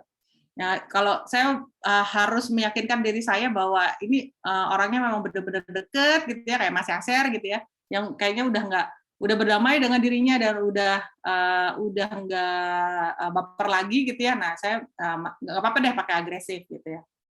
Nah, memang agresif itu menggunakan sarkasme dan emang mau menjatuhkan orang lain gitu. Kalau saya sih ke Mas Yaser nggak pengen menjatuhkan dia, cuman seringkali kadang-kadang malah mengarah ke sarkasme gitu ya. Yang bertujuan untuk menyakiti dan memanipulasi. Kalau saya sih enggak sih. Jadi lebih ke mild agresif lah, nggak sampai agresif banget gitu. Nah, biasanya juga pembuli itu menggunakan agresif humor. Nah, menurut penelitian bilang bahwa jadi saya sudah melihat beberapa penelitian yang menggunakan gaya-gaya humor ini. Memang cowok-cowok atau para lelaki itu seringkali menggunakan agresif humor ini. Jadi sudah menjadi kebiasaannya mereka untuk menggunakan agresif humor. Nah, kita sebagai perempuan bukan berarti kita membenarkan apa yang mereka lakukan, tapi kita paling tidak tahu bahwa oh iya memang cowok-cowok memang suka pakai agresif gitu. Makanya kita harus menggunakan tadi cegah baper atau bertahan dari serangan gitu. Kalau misalkan ada yang menggunakan agresif humor tadi gitu. Kalau cewek-cewek itu sebenarnya lebih banyak menggunakan afiliatif. Jadi afiliatif yang positif, kemudian agresif pastinya yang negatif. Next ya. Kemudian ada yang namanya self-defeating. Nah, ini Mas Yaser nih yang suka pakai self-defeating. Jadi dia tuh emang seneng menyenangkan orang lain, tapi seringkali menggunakan dirinya dia, tadi yang kata dia bilang bullyable gitu ya, kadang-kadang secara berlebihan gitu ya. Ini menjadi negatif buat perempuan, hati-hati ya teman-teman sekalian, kalau memang belum siap untuk menggunakan diri sendiri sebagai bahan bulian atau sebagai bahan bercandaan, maka jangan gunakan gitu, karena penelitian bilang bahwa kalau kita terlalu sering pakai self defeating atau self deprecation, maka orang lain bisa jadi melihat diri kita seperti itu gitu, ngerti nggak? Jadi misalkan ya gue mah anaknya murahan gitu, misalnya saya suka ngomong diri saya, ya saya mah murahan gitu, atau saya mah gampangan gitu kan. Nah, kalau saya sering ngomong begitu, orang menganggap bahwa oh Nofrita emang beneran gampangan nih, atau Nofrita emang beneran murahan nih gitu. Sayangnya kalau perempuan entah kenapa kalau pakai self defeating keseringan dianggapnya beneran gitu, padahal itu dalam rangka dia ingin menyenangkan orang lain. Misalkan contohnya gini, Mbak Nofri mau nggak jadi pembicara, tapi budgetnya cuma segitu gitu misalkan. Terus saya selalu bilang nggak apa-apa, saya mah murahan, mau aja gampangan saya mah gitu. Nah, itu kalau saya keseringan ngomong begitu, maka orang lain menganggapnya saya beneran gampangan dan murahan, dan bisa dipakai buat yang lain-lain di luar dari pembicara. Nah, ini buat perempuan yang belum terlalu bisa ini gitu, belum terlalu bisa menggunakan ini, sebaiknya jangan digunakan. Gitu. Nah, yang saya mau bilang di sini adalah self enhancing. Self enhancing ini kalau saya nggak salah ngomongnya adalah ini artinya adalah memperkaya diri kita sendiri, memperkaya dalam hal ilmu gitu ya. Nah, tapi di sini self enhancing lebih ke menggunakan humor untuk menghibur diri kita sendiri. Jadi tadi dengan perspektif humor kita melihat hal-hal yang baik lucu maupun yang tidak lucu untuk menghibur diri kita sendiri dan akhirnya bisa menemukan kelucuan-kelucuan dalam hidup. Gitu. Itu yang disebut sebagai self enhancing. Ada rumusan untuk self enhancing, next-nya. Min.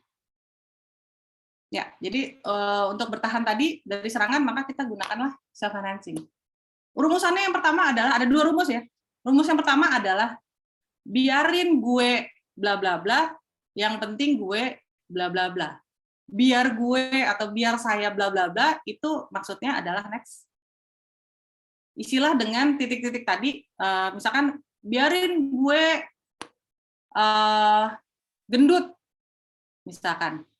Terus yang penting gue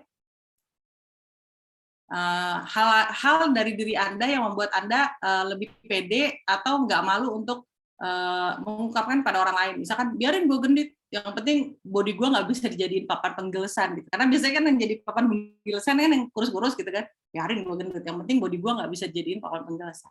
Itu rumus yang pertama. Jadi gunakan diri kita tetap, tapi jangan menyerang orang lain. Kalau agresif tuh biasanya biarin gue gini daripada lu gitu kan, biasanya gitu, lu kan gini gitu, itu gak agresif. Tapi kalau self enhancing, buat diri kita menghibur diri sendiri. Atau tadi saya bilang biarin gue hitam, Hajar Aswad juga hitam gitu kan, bisa dikejar-kejar sama orang gitu kan. Yang penting saya mengkilat gitu misalkan. Jangan terlalu banyak menghina diri sendiri atau menurunkan gradasi dari diri kita sendiri gitu ya. Tapi cukup bisa menghibur diri kita sendiri. Itu rumusan yang pertama. Rumusan yang kedua adalah gunakan membenarkan apa yang dia bulikan kepada kita. Nah, benar tuh, gitu ya. Next. Ya, jadi hal yang pembuli katakan, terus tapi saya juga titik-titik loh. Nah, titik-titiknya itu masukkan sesuatu yang menyombongkan diri Anda sendiri. Kalau saya bukan suka sih, mahasiswa saya suka ngomong, memnya sombong banget gitu ya, karena saya suka menyombongkan diri saya sendiri, tapi dalam hal yang lucu lah ya, bukan yang nyebelin gitu. Misalkan biarin gue gendut, yang penting rekening gue juga gendut gitu misalkan, atau yang penting dompet gue gendut gitu. Jadi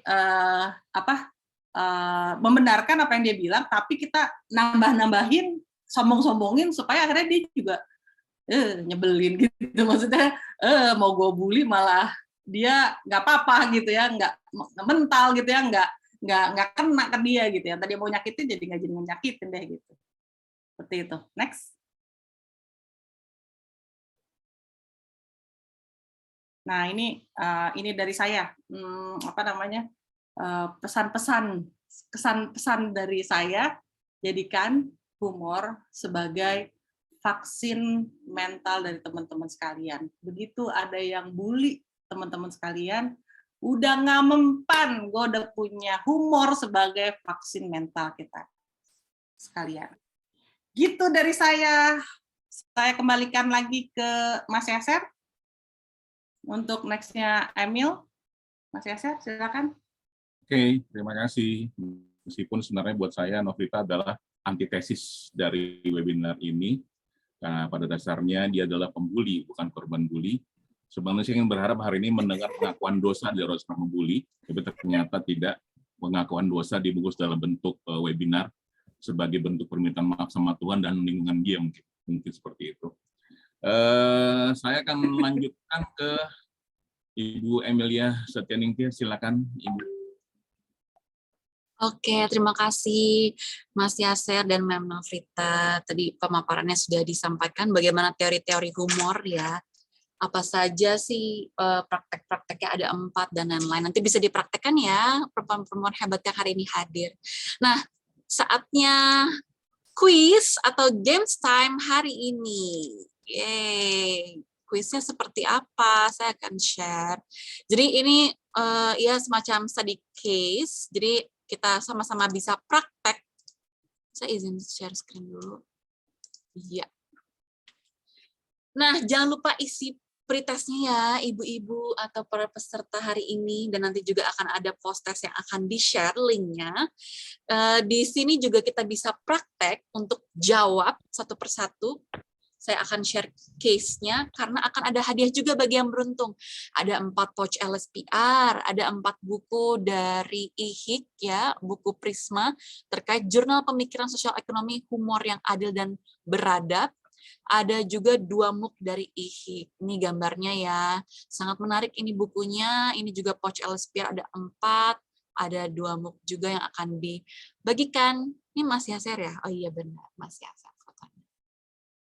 Nah, ini ada pertama ya. Jadi memang tadi kan ada metode-metodenya, ada self enhancing ya. Kemudian ada juga yang afiliatif, agresif. Ya, jadi memang kita bisa praktekkan. Contoh yang pertama ini biar saya nggak punya orang tua lengkap, yang penting saya skincare-nya lengkap. Ini berarti adalah mengolok dirinya ya, tadi bisa menggunakan teori itu. Enak tahu jadi anak broken home, saya bisa pulang malam sampai pagi nggak ada yang cariin. Ini cerita kiriman dari J inisialnya. Jadi ini cerita-cerita ini kita kumpulkan dari kisah-kisah atau yang sudah kita kumpulkan datanya dari pendaftar peserta hari ini. Ya, atau ini biar saya bongsor gini. Nah ini untuk soal pertama atau case pertama kita bisa coba praktek ya. Hari ini bisa di-share jawabannya di kolom chat seperti tadi. Yang pertama, biar saya bongsor gini, yang penting saya, siapa coba yang mau menjawab di kolom chat, silakan. Biar saya bongsor gini, yang penting saya rekeningnya gendut gitu ya, yang penting rekeningnya banyak isinya. Biar saya bongsor gini, yang penting saya udah laku gitu, udah punya suami. Gitu. Atau enak tahu punya badan bongsor gini, saya bisa. Oh, ini Ibu Magda, biar saya bongsor gini, yang penting saya nggak beser. Boleh juga, Bu. Yang lain gimana? Yang lain bisa sharing, biar saya bongsor gini, yang penting saya... Atau next-nya, enak tahu, punya badan bongsor gini, saya bisa... Gimana nih? Ada yang mau berpartisipasi? Ayo, Mem Novrita, coba Mem Novrita. Kalau dibilangnya case-nya, enak tahu, punya badan bongsor gini, saya bisa... Bisa apa nih, Mem? Enak tahu punya badan bongsor gini. Kalau lagi nonton konser bisa langsung kelihatan.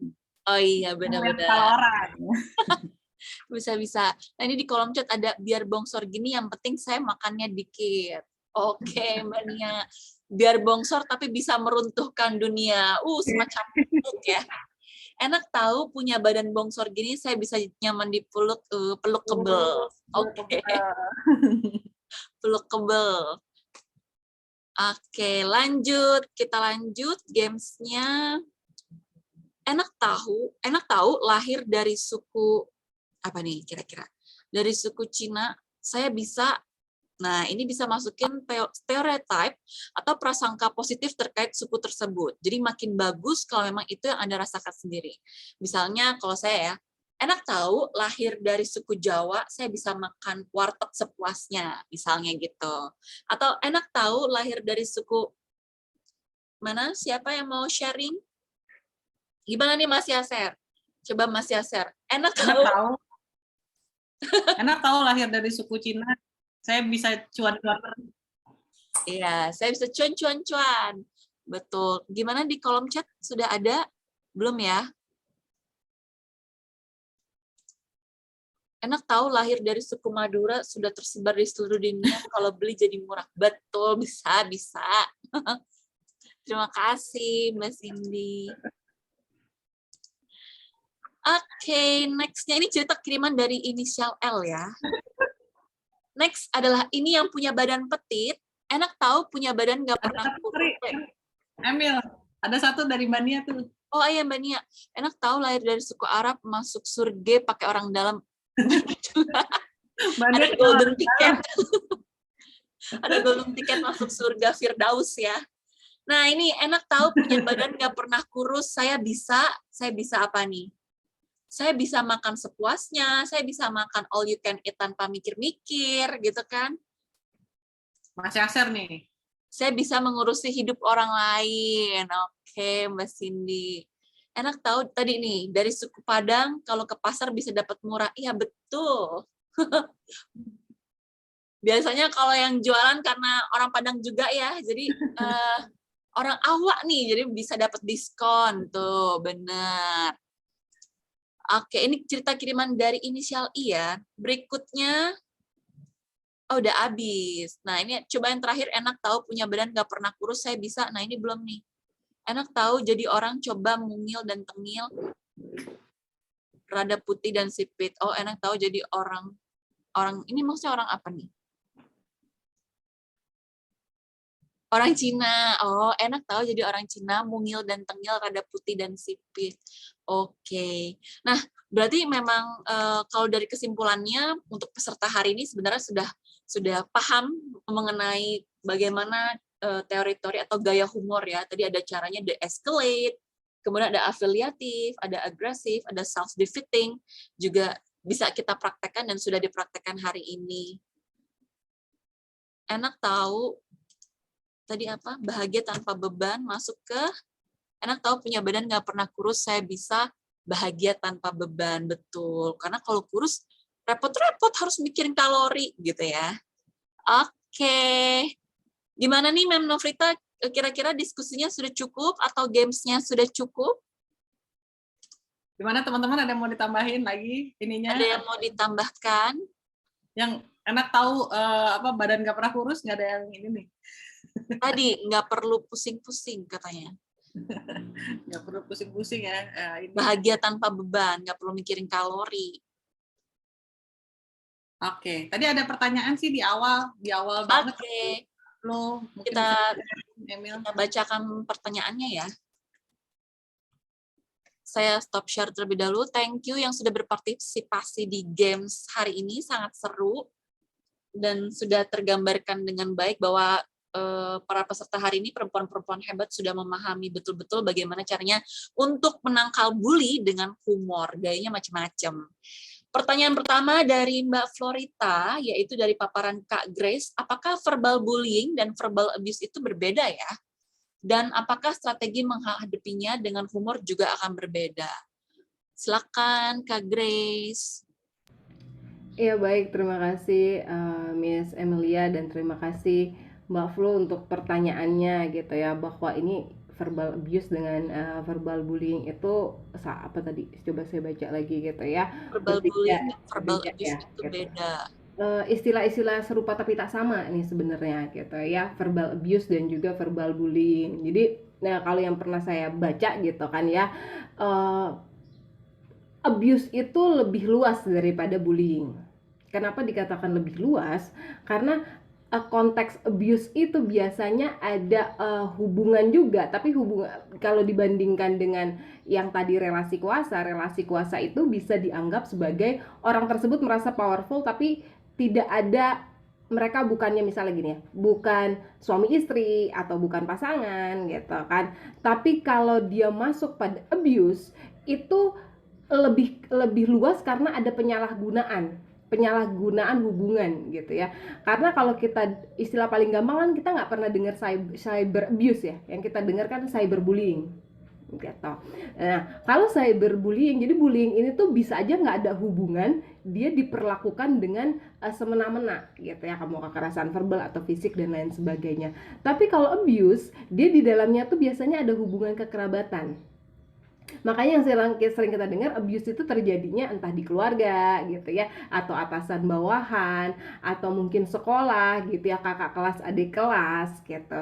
Cuman memang sekarang yang santer kemudian terdengar adalah bullying, karena bisa aja kalau tadi contoh gitu kan, siulan gitu, catcalling itu kan nggak ada hubungan ya, misalnya kita ketemu orang itu nggak ada hubungan, dia siul aja, itu masuknya pada bullying. Sehingga kalau dibilang lebih sadis mana, lebih sadis abuse, karena abuse itu dia menyalahgunakan hubungan yang ada gitu. Seperti itu Mbak Florita gitu ya. Terus kalau dibilang strategi menghadapinya dengan humor, kalau saya coba membayangkan di diri saya sendiri gitu ya, kalau melihatnya pasti konteksnya adalah humor gitu kan. Katakanlah saya misalnya di kantor gitu ya, saya punya tim gitu, katakan mereka bawahan saya tuh cerita pengalaman saya seneng banget ngeliat sesuatu yang lucu memang. Jadi kalau ada yang viral gitu ya, saya bilang coba lihat deh di apalah gitu ya, lagi viral atau apa gitu ya, kasih tahu ke tim saya gitu yang mereka adalah bawahan saya. Tapi ada satu ketika saya mau nunjukin sesuatu, tapi ditanya dulu, Miss Grace maaf ini kontennya apa ya, karena dia parno banget sama namanya kecoa gitu. Kalau saya abuse, saya akan paksa dia untuk nggak, lo kan bawahan gue ya, daripada nanti besok evaluasi kerjanya gue turunin, dengan ikutin gitu. Tapi dia membawa itu konteks bercanda, Miss Grace saya ke toilet dulu deh, ini aja udah mau muntah gitu kan. Jadi hal-hal seperti itu tuh bisa dibawa dengan konteksnya bercanda gitu. Kalaupun memang hubungan relasinya dalam abuse adalah orang itu lebih punya power, otoritas di atas kita gitu kan, strategi saya pribadi sih melihat tadi penuturan Ibu Nofrita, Mbak Nofrita, dan juga Miss Emil adalah mengimajinasikan itu dalam bentuk hal yang humor gitu kan. Yang saya alami beberapa waktu yang lalu, saya mengalami patah kaki gitu. Jadi kalau orang bilang pincang tuh sebenarnya saya agak-agak sakit hati gitu, karena emang butuh waktu yang cukup lama gitu. Cuman ketika yang bilang itu adalah orang yang punya otoritas lebih, kan nggak mungkin ya saya istilahnya nyautin gitu kan. Besok saya apa ya, penyalahgunaan kekuasaan lain kan agak lebih berbahaya gitu.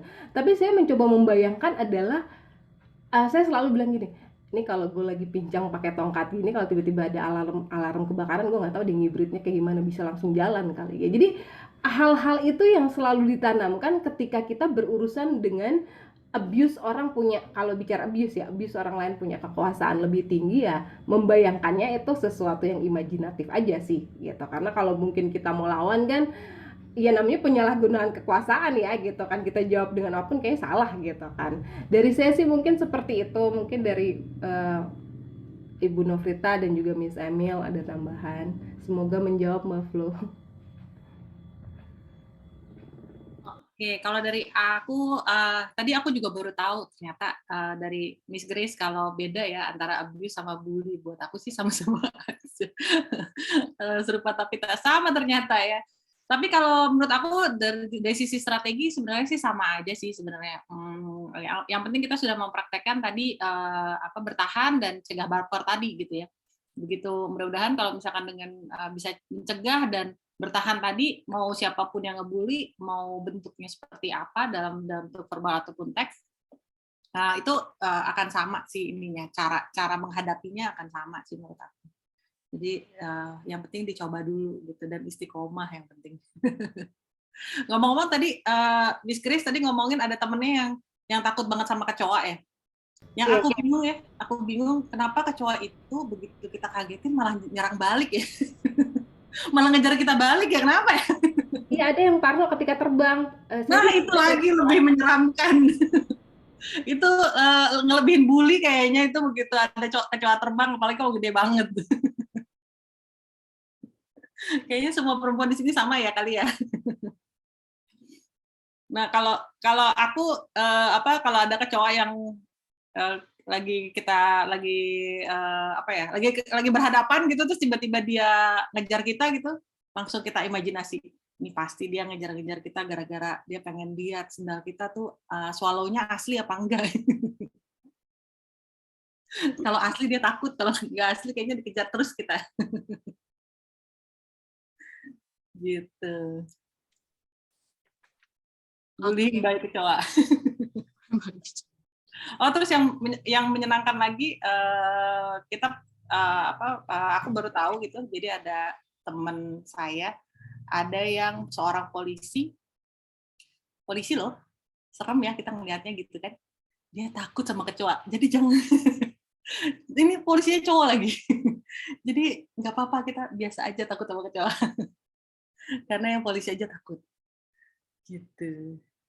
Ya, Emil gimana Emil? Oke, lanjut pertanyaan kedua ya, Mem ya. Lanjut pertanyaan kedua dari Mbak Cindy. Selamat siang Kak Grace, Kak Nofri, dan Kak Emil. Humor seperti apa yang dapat kita utarakan kepada para pelaku bullying yang merupakan orang tua atau keluarga dekat? Nah, ini benar nih, agak susah ya, karena kan takut kualat atau gimana mereka adalah seseorang yang harus kita hormati. Bagaimana para suhu? Silakan.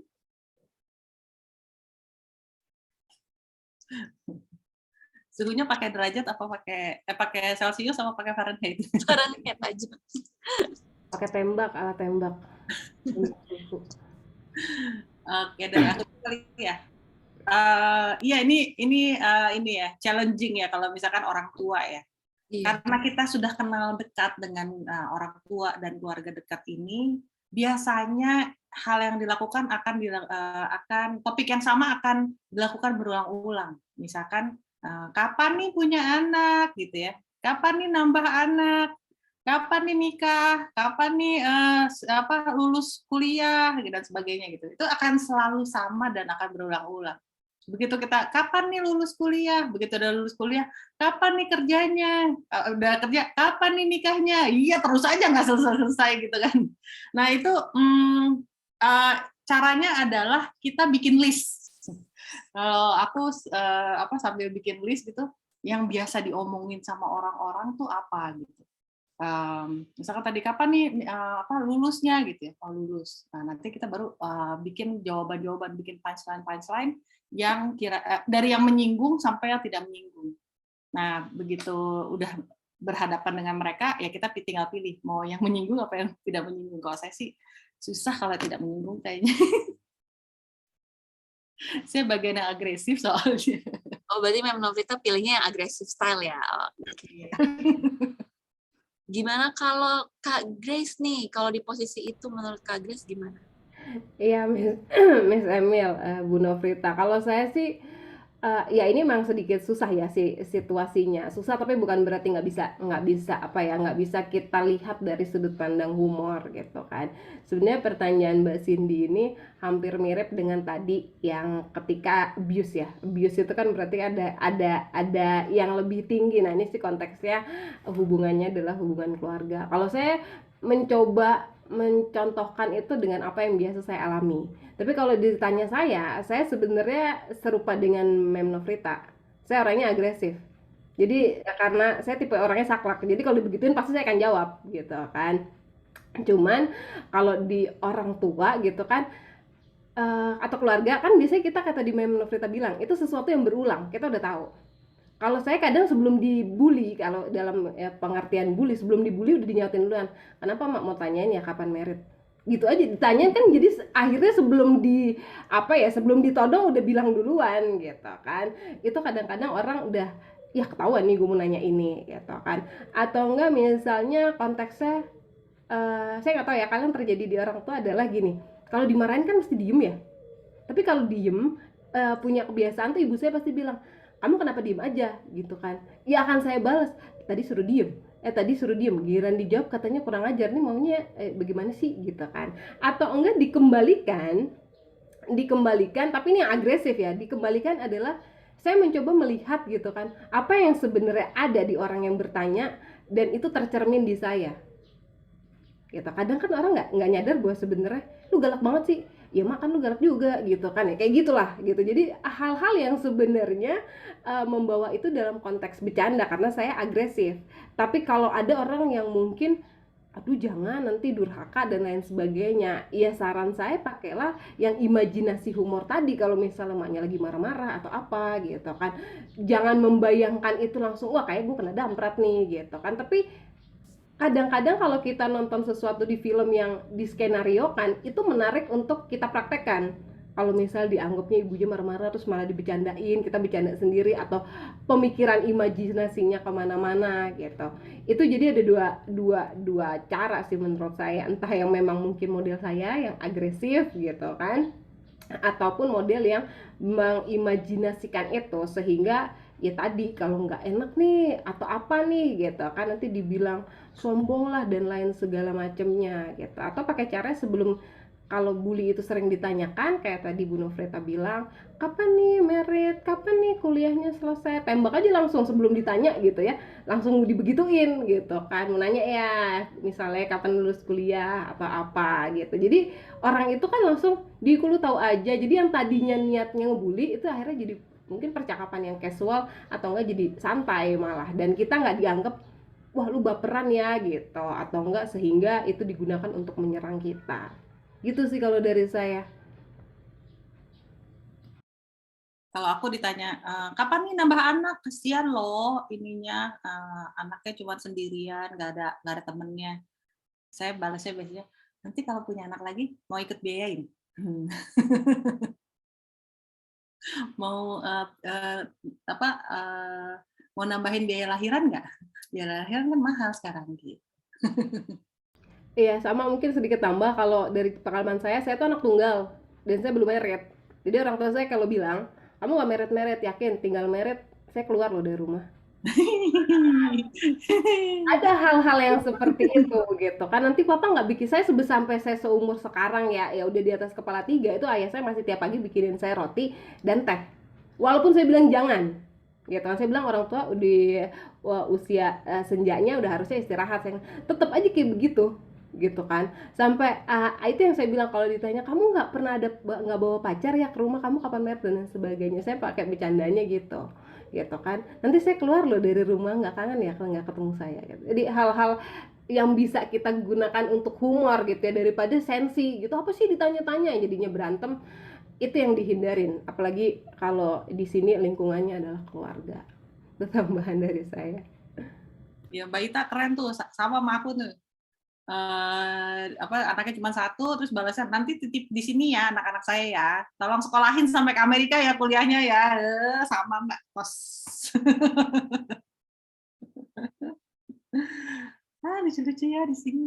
Iya, mungkin di sini kalau Mbak Cindy kan bilangnya dia biasa ditambah dibandingin sama sepupu dan keluarga lain. Nah, itu kalau kita perhatikan tadi gitu ya, yang formulanya Bu Nofrita sampaikan adalah itu yang saya bilang, kalau orang nyerang kekurangan kita berpikirnya adalah kelebihan kita. Karena kalau kita diserang kekurangan dan kita mikirnya kita kurang gitu, itu yang akhirnya sampai pada efek bullying gitu kan, menyendiri, emang iya ya gue begini gitu, mengasihani diri sendiri, padahal tentunya masing-masing orang punya kelebihan dan kekurangan. Yang dicari oleh pelaku bullying adalah kurangnya orang.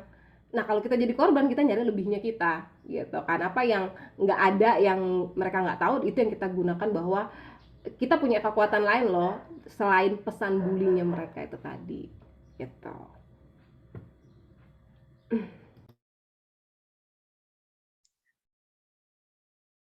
Oke. Terima kasih. Jangan lupa peserta hari ini untuk mengisi kuesioner post-test yang sudah di-share oleh Mbak Nia di kolom chat. Apakah ada pertanyaan lagi bisa disampaikan di kolom chat?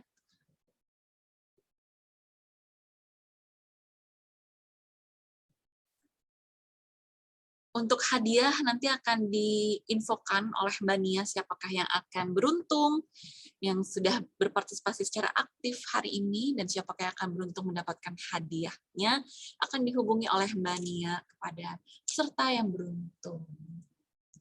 Baik, tidak ada pertanyaan lagi hari ini.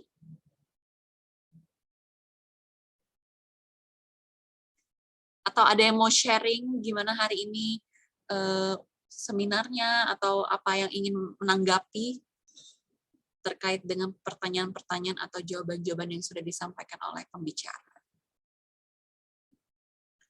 Semoga hari ini ya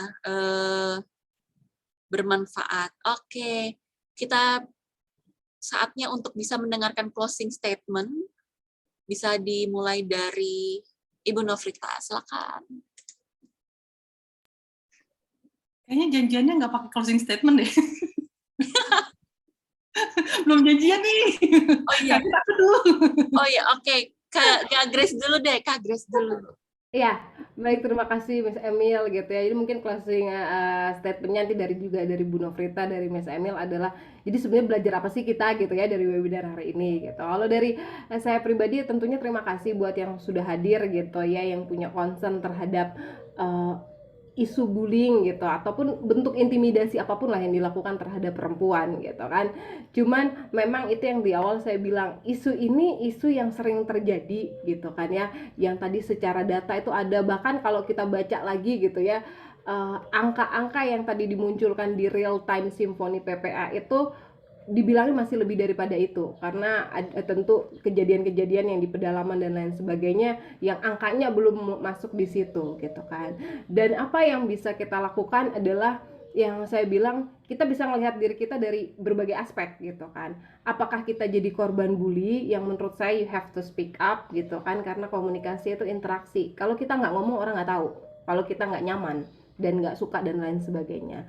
Tapi jangan juga kita nggak ngerasa jadi korban bully, tapi secara nggak langsung kita yang ngebully orang gitu. Karena orang itu apa ya, menurut saya orang itu, apalagi perempuan ya, perempuan itu makhluk Tuhan paling perasa deh, sensitif, lembut segala macam gitu kan. Ada yang salah ngomong dikit aja udah sensi. Makanya kadang be careful dengan kekuatan kata-kata, baik ngomong langsung ataupun chat ataupun teks, apapun itu, mau kita komentar kayak apa kayak gitu. Apalagi kalau konteksnya lebih luas di cyber ya, dunia maya dan lain sebagainya, kita kasih komentar sama orang, yang kita omongin siapa, yang kesindir siapa, sehingga hati-hatilah dalam penggunaan kata-kata itu tadi secara verbal. Dan kita nggak jadi korban, kita nggak jadi pelaku, tapi kita melihat orang lain dibully. Itu yang tadi saya bilang bystander gitu ya. Bystander power adalah kita bisa menegur, atau kalau kita nggak punya kekuatan menegur, kita nggak punya otoritas dalam abuse tadi, kita bisa melaporkan gitu. Jadi entah kita di posisi manapun gitu ya dalam suatu proses yang untuk menstop bullying ini, disitulah kita bisa ambil bagian. Dan sekali lagi, humor itu menurut saya, rajin-rajin baca humor aja kok gitu kan. Jadi nggak ngerasa ini beban hidup banget atau apa, karena itu kadang-kadang menjadi peralihan kita, misalnya penat kerja atau apa, kan nyarinya yang lucu-lucu gitu. Nah itulah yang kita gunakan kalau sampai kita menjadi korban bullying. Dan semangat untuk para perempuan hebat ini, semoga bisa mempraktekkan humor dalam komunikasinya sehari-hari. Terima kasih. Oke. Nah, alhamdulillah nih di kolom chat sudah ada Ibu Isti, Mbak Isti. Mantap banget hari ini bisa buat healing. Healing bukan hanya saja ke Bali, ke Jogja, tapi bisa juga hadir di webinar hari ini ya. Weekend pula bisa healing dengerin webinar Perempuan Tangkal Bully dengan humor. Makasih ibu-ibu hebat, makasih juga ibu-ibu hebat yang sudah hadir. Ada Mbak Cindy juga, sebenarnya ini sangat bermanfaat membantu kami korban bullying menemukan formula baru dalam menjaga dan menetralisir diri dan hati agar tidak menjadi pendendam melalui beberapa humor yang telah tervalidasi di sini. Semoga ada kelanjutan yang lebih seru lagi. Wah, dinantikan episode berikutnya nih, Mem. Terima kasih banyak. Jangan lupa ibu-ibu untuk isi kuesioner post-testnya. Ada pesan sponsor dari Mbak Nia, sudah dikirimkan di kolom chat linknya. Silakan Mem Nofrita, mau ada closing statement, Mem? Oke, sekarang udah siap. Oke, terima kasih untuk Miss Grace, untuk Emil, dan untuk tim IHIK atas terselenggaranya acara ini. Memang ini acara yang saya idam-idamkan juga sih sebenarnya, yang benar-benar dihadiri oleh perempuan-perempuan hebat, dan ternyata lucu-lucu. Saya benar-benar gak nyangka gitu, dan sangat bersyukur ternyata teman-teman ini juga lucu-lucu banget gitu ya. Dan aktif gitu, ikut serta dalam ininya, dalam ya, interaksinya gitu ya. Jadi komunikasinya memang berjalan dua arah gitu ya. Harapan dari saya, mudah-mudahan apa yang kami sampaikan itu bisa bermanfaat buat teman-teman semua, untuk perempuan-perempuan hebat ini. Kemudian mudah-mudahan bisa dipraktekkan gitu ya. Kalau sudah dipraktekkan, coba habis itu tolong WA saya, terus apa nih hasilnya nih gitu. Kalau dipraktekin gimana nih rasanya nih gitu. Nah itu akan happy banget buat saya gitu. Dan ingat-ingat juga bahwa jadikan humor itu sebagai vaksin mental teman-teman sekalian. Itu dari saya, terima kasih. Oke, terima kasih. Ada Bu Magda juga, terima kasih atas ilmu yang baru. Terima kasih, Mem Magda sudah hadir. Baik, sekarang waktunya foto-foto. Oh iya, ini ada juga, terima kasih kakak-kakak pembicara dan teman-teman peserta. Mas Yaser, perempuan sering jadi aktor bully. Ayo bikin webinar lagi buat menyadarkan perempuan berhenti bully suami dan anak. Oke. Masalahnya Mas Yaser juga masih susah tuh untuk menyetop istrinya, membuli dirinya. Lebih tepat berani sebenarnya sih. Lebih tepatnya nggak berani. Emang kenapa? Ini takut sama istri lo, Mas Yaser? Nggak usah ditanya lah. Tadi kan ada, ini mungkin sharing aja, kalau ditanya kapan nikah, kapan selesai kuliah, balas saja, kapan berhenti nanya, gitu aja. Itu singkat, padat, dan kena sebenarnya. Ya, benar-benar. Benar. Silakan Bapak Moderator. Berapa? sorry. Ini agak siap soal internet ini. Sorry, gimana? Oh iya.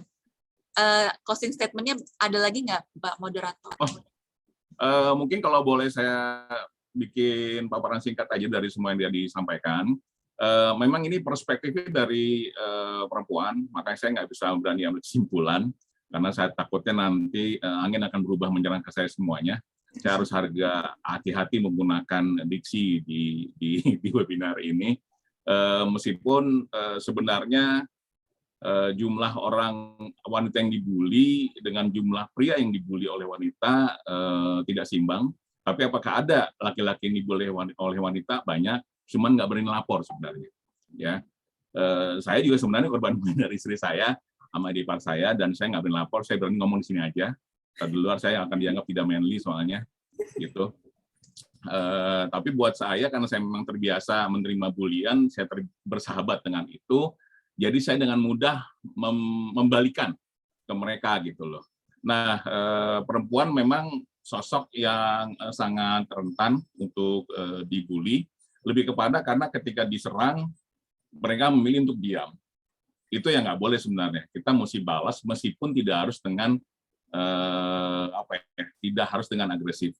Ya, contoh ketika saya dibilang, saya tahu teman saya mau ngelirik saya bahwa saya itu nggak bisa main gitar gitu loh. Dan dia nanya ke saya, "Sir, bisa main gitar nggak sih lo?" Saya akan bilang langsung, "Enggak dong, sorry ya. Emang masih bisa main gitar? Maaf, emang gue laki-laki apa bisa main gitar gitu loh." Jadi ketika saya balas seperti itu, dia malah nggak bisa ngomong lagi. Oke. Selesai udah gitu loh. Kadang-kadang kita memang harus ngomong dengan ketidakbisaan kita.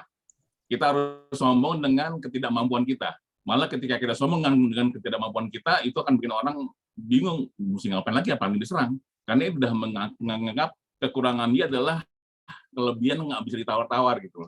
Itu mungkin catatan singkat dari pertemuan hari ini. Saya sih berharap banyak apa yang disampaikan hari bisa jadi sebuah bahan buat para wanita hebat di webinar ini untuk bisa melawan dalam tanda kutip, tidak dengan agresif, tapi dengan kata-kata yang sedikit, tapi mengena langsung ke arah para pebuli. Kira-kira seperti itu. Oke, terima kasih Mas Yaser untuk sharingnya. Oke Mas, biar kami yang laporin katanya. Baik, ibu-ibu, kita sesi foto bersama ya di hari yang cerah ini, di Sabtu siang. Terima kasih sudah hadir. Silahkan dinyalakan kameranya, saya akan abadikan momen indah hari ini. Oke.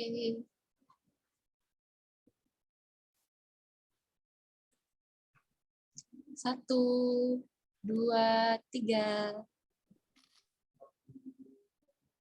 Sekali lagi, 1, 2, 3. Jangan lupa isi post-testnya ya ibu-ibu, pertanyaan yang sama, jadi memang merupakan alat ukur bagaimana hasil dari seminar hari ini dapat diukur dari post-testnya. Silakan Mem Nafrita, bagaimana? Mungkin ditutup dulu sama Mas Yaser, habis itu kita ada sesi mingle. Silakan Mas Yaser. Oke, terima kasih ibu-ibu sekalian. Karena Bapak cuma satu, cuma saya di sini. Saya harus bilang terima kasih ibu-ibu sekalian sudah hadir di webinar yang semoga bermanfaat buat kita semuanya. Ini juga adalah salah satu cara saya untuk mengetahui apa yang ada di isi otak para ibu-ibu ketika dibully, dan sepertinya saya akan makin berhati-hati kalau ketemu sama wanita yang ada di webinar ini, ya, karena takutnya saya akan malah jadi kayak bumerang balik kepada saya. Terima kasih. Semoga bermanfaat dan kita akan ketemu lagi di webinar-webinar yang bermanfaat berikutnya. Terima kasih, selamat siang. Wassalamualaikum warahmatullahi wabarakatuh. Waalaikumsalam warahmatullahi wabarakatuh. Waalaikumsalam. Mimin, tolong ininya recordingnya dimatiin, Mimin.